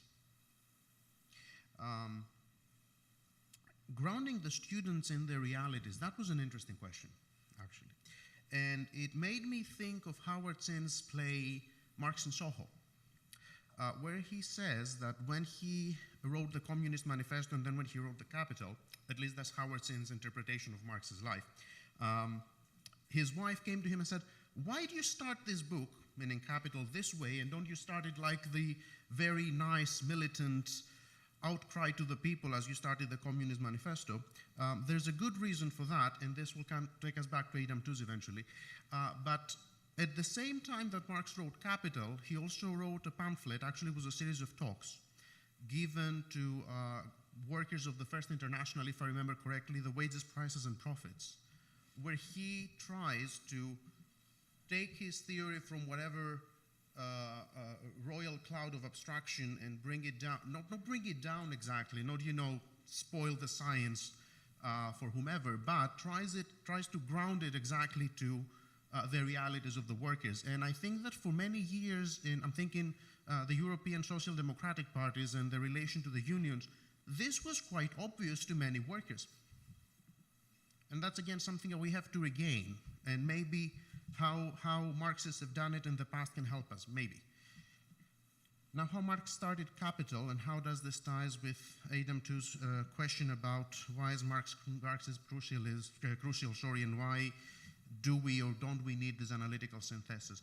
I'll go a bit before the capital-labor discrepancy that Dippenkar quite rightly put on the plate here. Marx starts in pretty much the way Valra does, talking about the commodity. That's how Capital starts. Why? Why don't we talk about people? Actually, all modern neoclassical economics start from the people. We have individuals, we have their utilities, we have their behaviors. That's the fundamental block of analysis. No, commodity is the fundamental block of analysis, and not just because it's commodity that defines commodity production and capitalism, but because commodification, not just of this, but commodification of our social ties, of our values, of beauty and love and sexuality and fear and hate and all of this, this is the fundamental form of capitalism. Capitalism is marketizing all forms of social life to the point that it commodifies human bodies, commodifies human reactions. Yeah, that's it. It's money. So if someone asked me why Marxism is crucial, is exactly this point. Sartre has put it quite interestingly: so long that capitalism hasn't stopped, the causes that capitalism hasn't stopped, Marxism is still relevant, exactly for this reason. And as a Greek journalist used to say, something is not correct because Marx said it. Marx said something because it's correct. Causality being reversed. Thank you. Now, just a quick shout out to Mendonça. I agree. We have to change our values and be very aware of the capitalist value that's already ingrained in our minds. So I totally agree with you, and I hope you see all of us here doing this. On one overshake question, this is definitely not a question for me, but I want just to mention that I find it quite puzzling this discussion of the tendency of the rate of profit to fall and so on within Marxism. It takes us to how we measure things, and I think the question of profit stock is still one that hasn't been solved. I just want to highlight that I think what makes sometimes mainstream economics so strong is that they have a kind of, they agree in a core, and then they are able to move forward. And sometimes I would like to see that in Marxism, especially when it comes to the profit stocks and how we calculate capital, how we estimate capital stock. I know Anwar himself has this fantastic discussion with the Humbung, whatever you pronounce, the production function. And I think, to me, this is another aspect. It takes me to John Robinson and so on, how we keep expanding and scrutinizing this concept such as capital, how we measure how it is, to be able to actually create this core which as a discipline and as, you know, a community you can move forward. But yeah, it's just like a very general comment. That's definitely not, I know it's not a question for me. On the question of language, Brian, your point, I also struggle to deal with my students within economics on how, because I'm getting students now where I'm working where they don't have a background in economics, but they do have the thirsty of kind of, I want to learn more about what's happening, especially because economics in the last 30 years has really kind of invaded our lives in so many ways. It's like they assume that you should be literated in economics, and the way economics is taught, or even like in UK in the sixth form, is a kind of economics that I don't think you make us clear of what's happening. I don't know the tools of how to do this, but I'm kind of positive that actually the students can take much more than we think they can. I'm currently running this module for students that are not economists on rethinking capitalism, and I decided to go a little bit hardcore in the first half and bring in people like, just invite Anwar, I brought Jairus Banaji. I really want them to get into this hardcore discussion of what capitalism is, and they're loving it.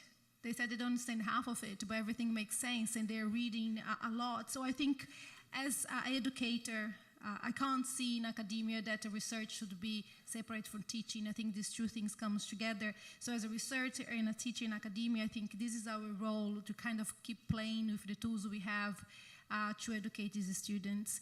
2 points on add-on tools, and then it links with the Eurocentric aspect.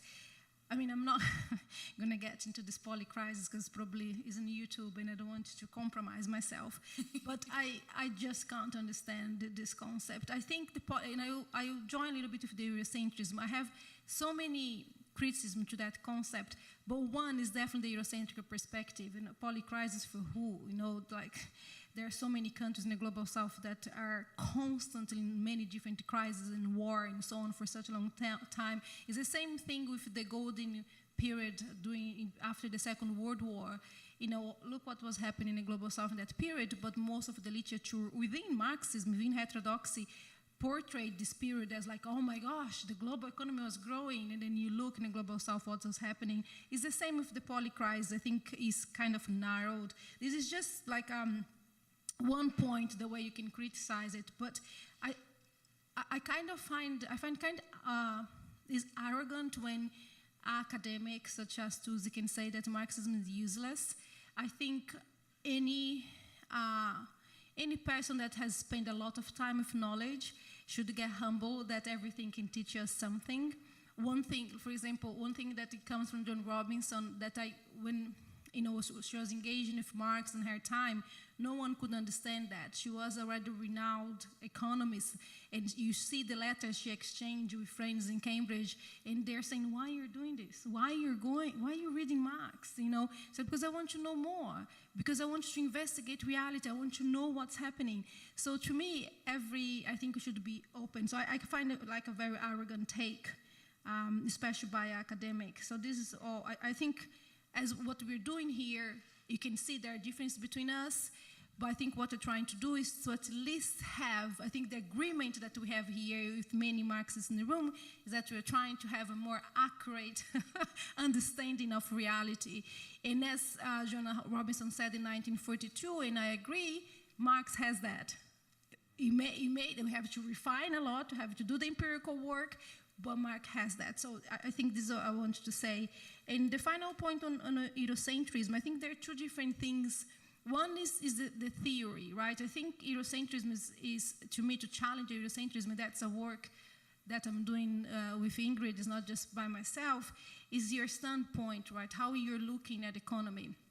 And if your standpoint is not the one that buy into this capitalism emerging in Europe and your endogenous way, and then all the rest of the world had to follow this. You get many scholars from the global south that challenge this kind of linear development of capitalism. So this theoretical perspective does, I think is something that many economists were doing before. You get Celso Furtado, by the way, he wasn't like a Marxist or whatever, but the entire structuralist structuralist school in Latin America, and the dependency school, what they're doing is they have a different standing point of looking at reality. And that is what Eurocentrism, challenge Eurocentrism is to have a different standing point that wasn't the European. And you get the heterodoxy. I'm not going to anticipate the book that's coming up with Ingrid, but you have one chapter on heterodoxy, which wasn't part of our original plan, because like, yeah, you know, heterodox, they're rocking, they're not Eurocentric. And then when I started writing the book, I was like, Jesus, this is bad.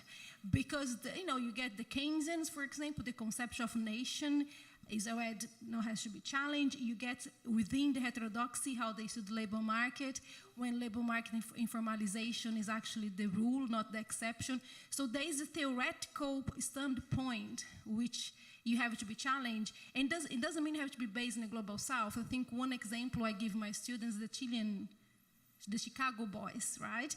They are Chileans, but they are educated with this Eurocentric view of the economy. So it's not this liberal diversity. Let's get economists from the global south and discuss. No, because if they have the standing point from what capitalism is, so it changes nothing.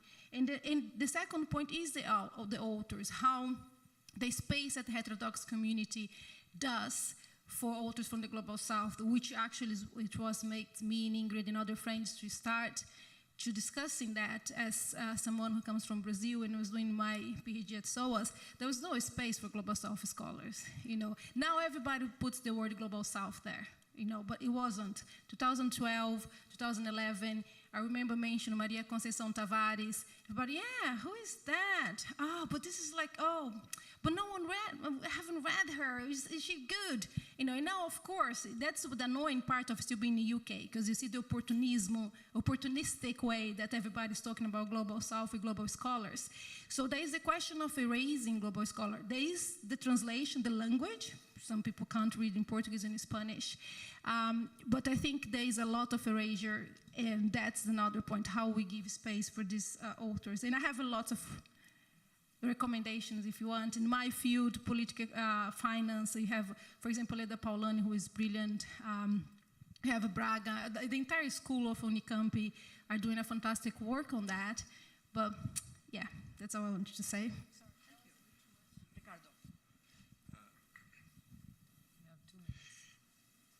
Few points on 2-3 questions. On Eurocentrism, it's a big issue. I can discuss that. I just want to advance 2 points of cautions. It is not like if there is a Eurocentric reality and outside all the rest. So, for example, one thing which is clear, at least since 40, 50 years ago, is that the North entered the South and the South entered the North. So this is a complication. Second, I see that people want to be Marxist. To be Marxist, I think you can't cancel completely Eurocentrism from Marx. You can do that, but that is another thing altogether. Before going on, let me say that I do not feel myself as a Marxist since the early 80s. I define myself as a Marxian. I hope it has been clear. I could say also I am a Schumpeterian, a structuralist Keynesian, but the focus is on a certain Marx, and I think it was clear which one. Monetary value theory of labor as theory of impersonal domination and exploitation and money capital. But this leads to the suggestion that you had to study all the other, I take pain to quote these and that, etc. Not only because I was at the center of Heterodox Economics. Marx was asked to do from the daughters, I think, was called the Proust Questionnaire.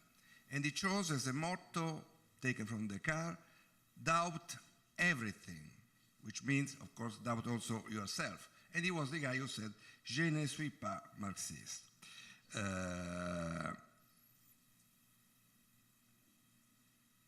About tools.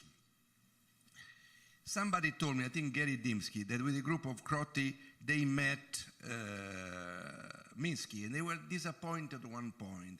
Why there was not a big labor, why were not more the reference to Marx. The same can be said about tools. I'm not interested that tools is interested in Marx. I am interested in tools because he says things that can be related to what I think it's interesting now. Of course, my reference to tools is first of all to the tools of the book Crushed, partially the one on nature. Polycrisis is one of the people to read, but it is too generic, it's not really my tools. So if people are interested, I did a review article on Crushed by tools. Let me close with just two general points that I think are relevant also with the question. First, in Marx, I think one should distinguish criticism and critique. It is the only time in which you may listen to me, listen me saying that English is better than Italian. Because in Italian we have only one word, critica. But the concept for me, relevant for Marx, are two, criticism and critique. They are not the same. Criticism is picking up the error of the opponent theory. Critique is what Marx, to say one author just, what he did with Ricardo. He respected Ricardo. He was a scientist. You learn from him. You see the kernel of truth in what he said, and then you sublate is the Hegelian term. Conserve and overwhelm. This does not lead, with all the people that I named, to a pluralist position.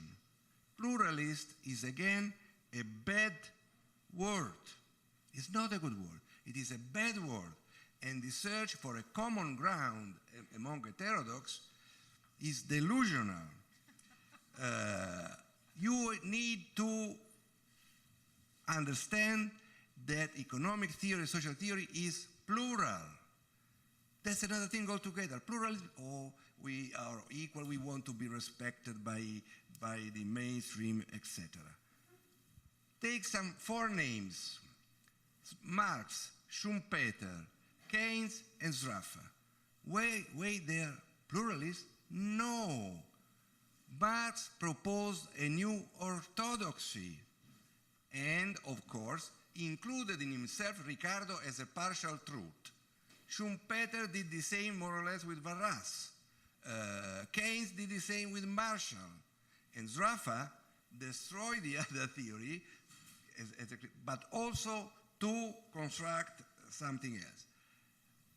I don't know where we will go. My Marxian approach is because those things, as I said, exploitation, are there, and money capital, which allows me to have a relationship with all others, I think should be related to that kind of exploitation. I am happy to include everything from any social scientist who is so smart and intriguing as tools. I have to say something about the delusional. We are out of time. No, but you want the fight? Clara wants the fight. Perfect. Last word to Carolina. I've got to go ahead. I have two things to say about that. Of course, there are differences, and although I was focused on the empirical aspect, but the thing is, love it, Sarafa, whatever, but we have to contextualize how is knowledge produced now, the power of mainstream, the power of journals, the power of sub-files, how we produce knowledge. And the question is, this pluralism, which is interesting and is important, also needs to be strategic, right? Because which goes to how we're going to teach our students. So there is one thing that is, I'm not asking for everyone to be homogeneous. Of course, there's difference that's important, but what's the strategy for heterodox economists to win the debate at the battle of ideas? Is to keep scrutinizing how we measure capital, scrutinizing the parameters of an econometric model, or how the profit is measured with tax or not, or with net. The point is, this is fine, but how we get together, and there is at the knowledge level, there is a big enemy there, which is the mainstream economics. How we strategically engage with them to win the debate. That's it. And you can't say anything else. Yes, the last one was for Carolina. Thank you so much. So now we have a coffee break of 15 minutes. The coffee break is downstairs on the second floor. I believe there are steps to go down if you don't want to take the elevator. And there's also a really nice terrace that you can check out with the view of Tulsa just outside here if you want to take a breath of fresh air. We see each other soon. Thank you. This was awesome. Thank you to the speakers. Thank you, Rama. Thank you.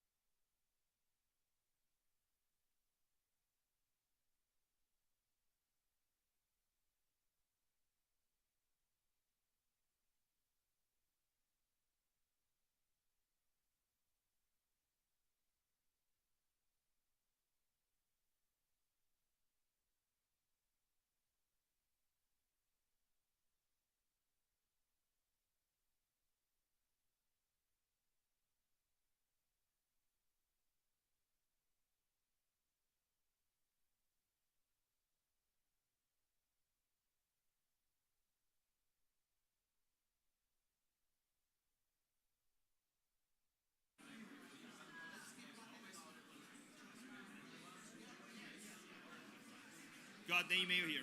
Oh.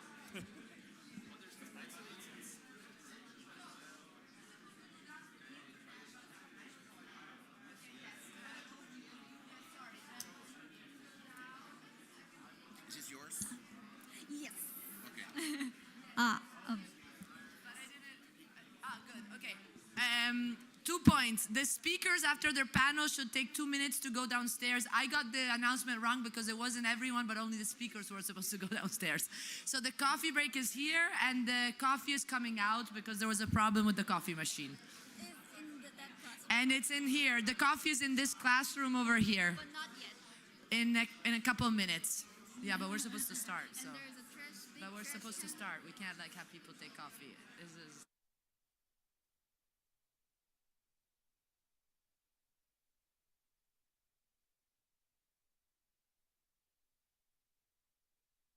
No, I brought it come back up here.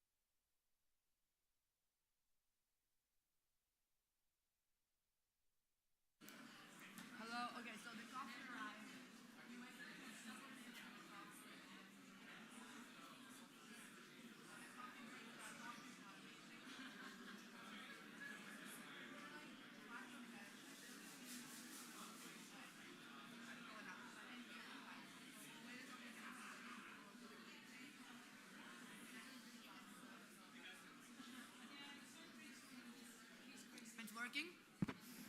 So apologies for the coffee issue. It will be resolved from now on. Some came out.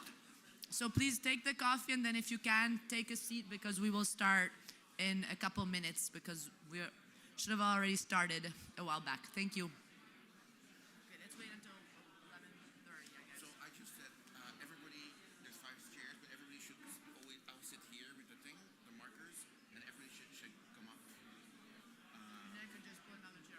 Anything else I should say for you about three things? No, I just think we can be strict with time just for the sake of it. And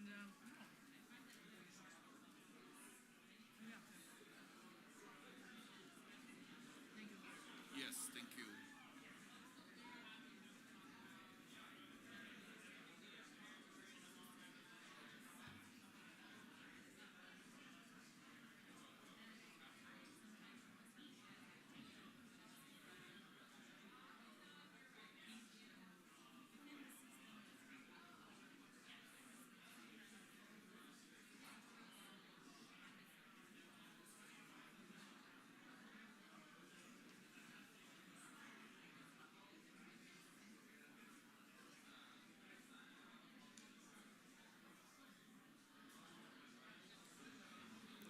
Good morning, everyone. We're going to get started right now. If you are staying in line, get coffee, then please shut the fuck up. Everybody else go to sit down, please. That way, Clara told me I have to keep track things going on time. And we have an Argentinian on our panel, so anyway.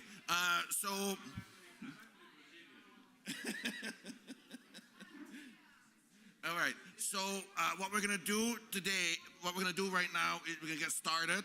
And so my name is Geert Dont, and I'll talk a few things about myself while you guys are getting settled. I'm a professor at John Jay College at the City University of New York, and inspiring Ingrid yesterday, I should say that we have a fantastic master's program, an undergraduate program in the critique of political economy, Ricardo. So where we place Marx very central in our curriculum.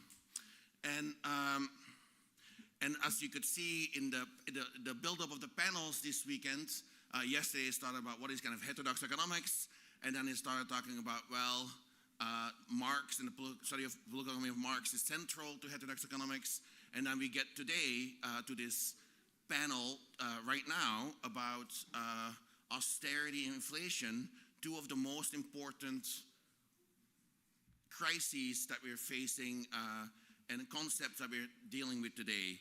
And so I'm not going to say that much further. We have a lot of people on our panel, and Clara is going to talk first about inflation, austerity, and conflict. Let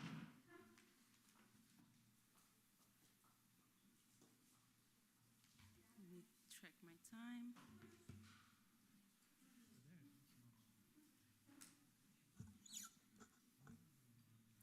Okay, so good morning, everyone. I would first like to thank especially Clara for the invitation, but also the whole Che group for making this event, and of course University of Tulsa for having us and for having Che, which is a really exciting center coming up.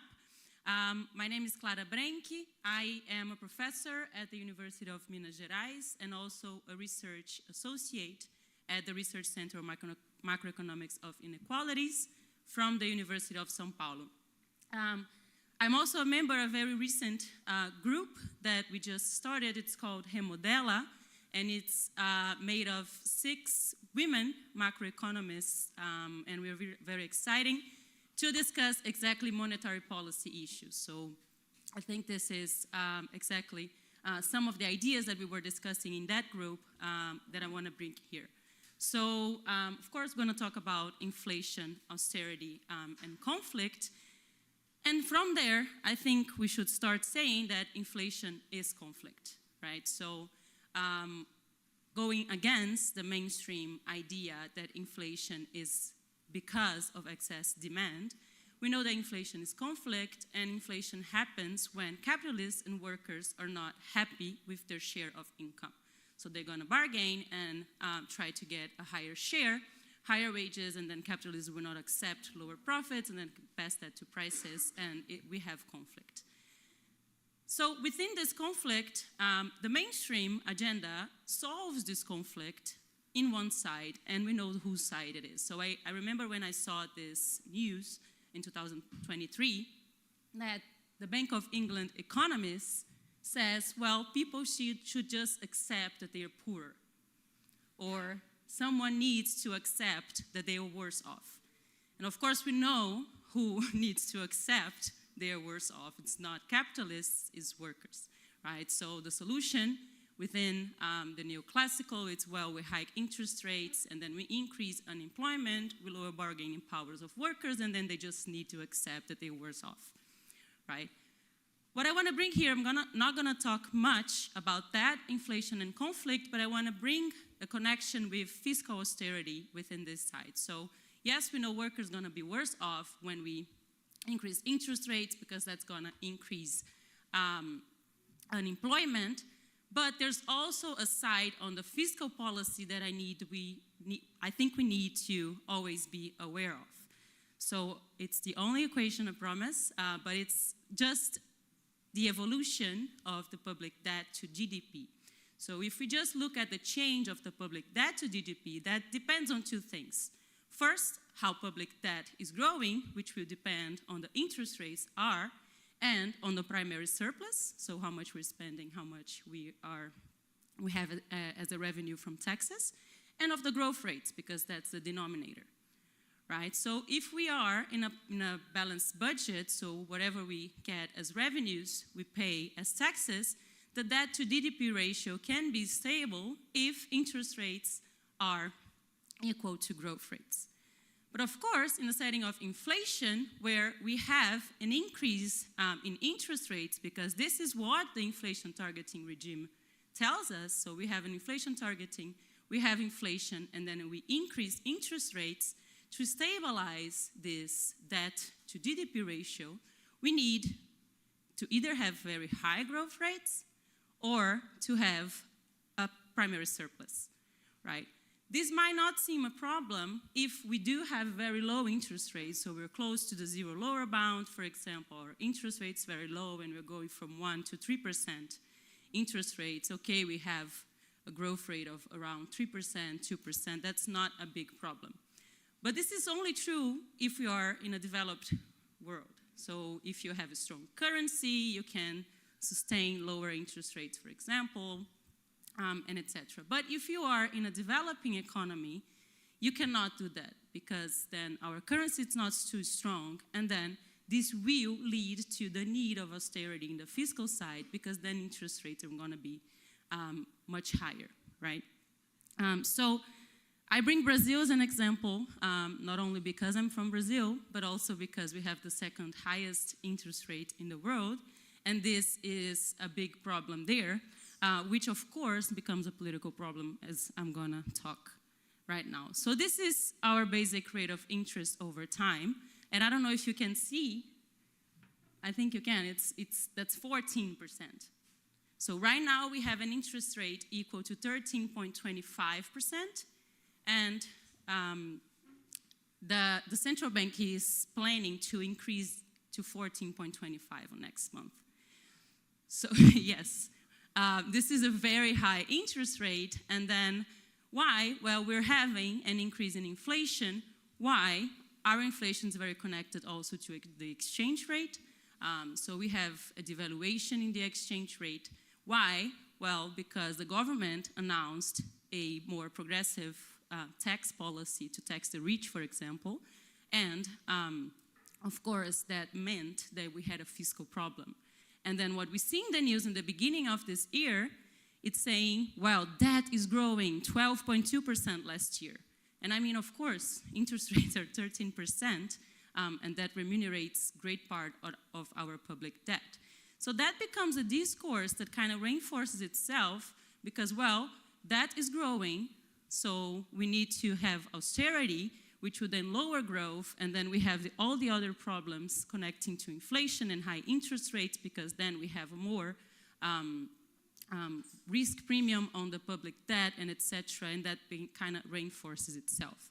So I think this is where we should start like discussing and fighting the argument, right? So of course, this is kind of the logic that comes behind the inflation targeting regime, which leads to fiscal austerity, which of course, in the case of Brazil, it's much more serious because of our super high interest rate, but I think it applies to other economies as well, as we are just coming from that basic equation, which is a motion equation. It has no behavior behind it. So I think the thing is, well, how do we go from here, right? What do we challenge? And I think, of course, there are many things that we have to challenge. The first is the notion that inflation is demand-led. Of course, we know inflation is not, and we have to challenge that discourse. But I also think that, and this is what led us in Remodela to come together and discuss monetary policy issues, which is bring exactly the income distribution, not only to the inflation as conflict, but also to the instruments and to the policy itself. So we know interest rates affect growth rates, like directly. If you increase interest rates, you lower growth rates, you increase unemployment, and that's basically how you solve the conflict of inflation. But we also know that interest rates affect directly the income distribution, or indirectly, depending on the channels, and I think this is kind of where we should also discuss. So this model of having the interest rates in inflation targeting, it's not neutral, of course, in terms of distribution, and we know that, and that not only impacts inflation, but itself the growth rate of the economy. So the whole macroeconomy needs to pay attention to this, and even though we have some discussion on this link between interest rates and income distribution, I do think that we need to think more about that. So how is that impacting? How are we making policy that controls for that, or that tries to alleviate the impact on income distribution? Is that impact the same depending on whatever is happening to the exchange rate, or whatever is happening to other monetary variables that matter for us? So this is exactly the link that we think that we should be working more together, and to think on heterodox approaches to fight the basic inflation targeting discourse, and then get finally to policy. Because I think that, as was mentioned before, yesterday especially a lot, I think we need to get to policy and not stay only on the academic discussion. And this is something that we try to do a lot at MAGI, the research center. So we really try to translate the discourse so we have more discussion with the public, and get, to news and actually affect the public policy. So I think that one thing we need to ask ourselves is, how much do we need to change from whatever is going on? And I think that we'll have several different answers, as we were discussing here. Someone will say we have to change everything. Someone, we have within post-Keynesians ideas that, well, inflation targeting is compatible with an economy, a post-Keynesian economy, for example. We just need to adjust the target. The target may not be inflation, it can be unemployment or something like this. So I think that this is a first question that we want to ask. If we say, well, we cannot think about a setting, and we need to think about something that's breaking with the inflation targeting, so what are we bringing as an alternative? I think there are out there some proposals, but I still think that we need to discuss much, much more on this, and I didn't want to, also because I don't have much time, but I didn't want to bring all the proposals here, but I think that being inauguration of a research center like this, I think I wanted to end the presentation with the open questions to invite for the discussion. on what do we do with this model that's out there and leads to this circular, austerity, inflation targeting kind of regime. How do we get out of this? Where do we start? And what do we do in terms of active policy, of course, based on our academic models. So that's all. I planned to speak for only 10 minutes, and thank you.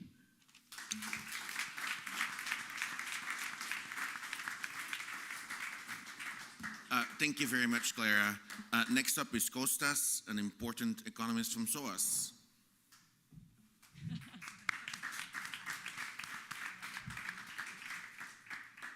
Hello.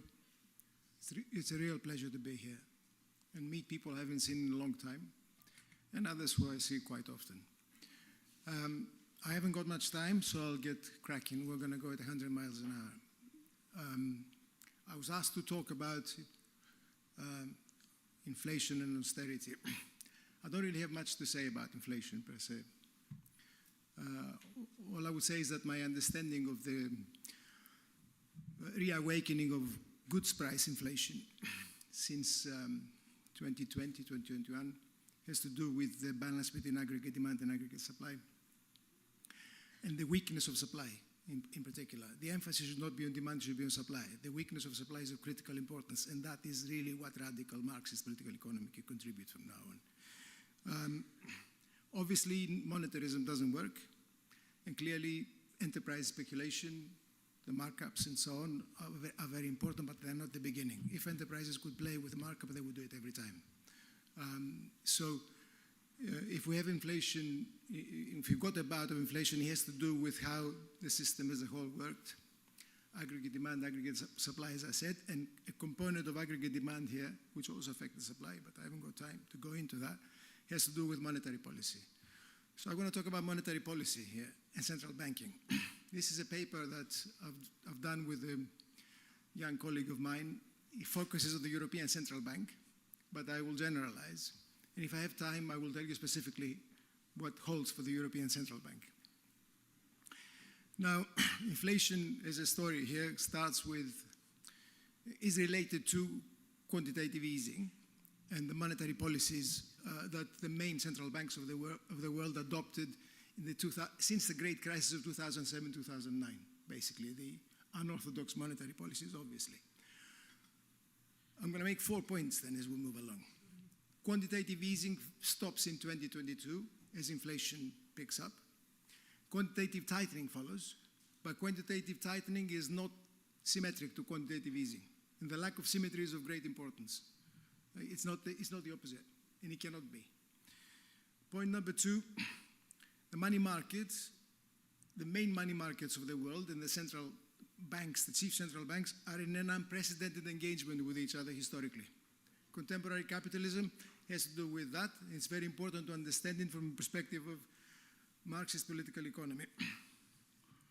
This engagement, point number 3, is a characteristic of what I and colleagues of mine have called the interregnum since 2007-2009. The 15 years that have passed since then, in which obviously something is happening, but it can't quite decide what it is going to be. Trump is an indication of that. And the mixture of policies he follows, the attack on so many things without a clear purpose, or maybe there's a purpose underneath which he doesn't know either. That's an indicative element of the interregnum.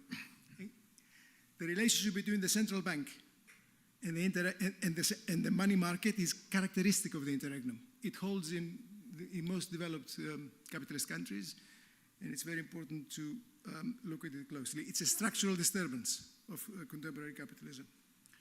The last point I will make, if I've got time, is that in Europe, in addition to all that, the money market is fragmented, structurally fragmented. So the European Central Bank is in a different position to the Fed. It follows a similar path, but it's in a different position to the Fed because it's confronted with a structurally fragmented money market. And what it attempts to do is to paper over the cracks. And as it does that, it makes everything worse in the longer term. If I've got time, I'll explain that too. I've only got 15 minutes. Now, most of what I will say empirically, there is empirical work, but I haven't got time to bring it up, relates to the ECB. I will be referring to the ECB, the European Central Bank, but truly that's the Euro system. For those of you who are familiar with how Europe and its monetary system works, you will understand what I mean. A structure of national central banks connected to each other with the European Central Bank in the middle. It holds for other central banks too, though. So if we look at the performance of the European Central Bank and its balance sheet, because the balance sheet is both an instrument and a record when it comes to central banking, we will see an enormous expansion on the asset side. It would never have been predicted or allowed by the people who created the European Central Bank, and it's not in the statutes. So you will see an enormous expansion that makes it look like the Fed, which it never did 15 years ago. Most of the expansion on the asset side is through two things. Refinancing loans, which are basically repos, and they grew enormously. And second, securities holdings, public securities holdings, the essence of quantitative easing, basically. Now, clearly, balance sheet dictates that if the asset side expands in this way, then the liability side will also expand. And the expansion on the liability side is basically two components again. Banknotes, which people often forget, you know, because it's not sexy to talk about banknotes. And let me tell you, banknotes are very heavily used, and they're very, very important as a liability by the central bank. They've grown enormously, substantially, in Europe as well as in the United States. Second component is, of course, bank reserves, deposits of commercial banks with the central bank, the main element on the liability side. Both banknotes and bank reserves are essentially fiat money. So the modern fiat money. So basically what we're talking about, when we look at the balance sheet, which I repeat is a tool and a record, is in a sense the trajectory of contemporary advanced capitalism, which is expand public debt, create the securities, and the state becomes enormously indebted. Expand central bank assets, ECB assets, by buying the securities, and then, of course, monetize the securities by creating liabilities on the other side. The main mechanism for supporting a monetary boost to aggregate demand, as I've explained before. Now, of course, we can spend more time on this. If I had time, I would have done it, because obviously foreign debt will also increase, which is important for the United States. The balance of trade deficit will be connected to that.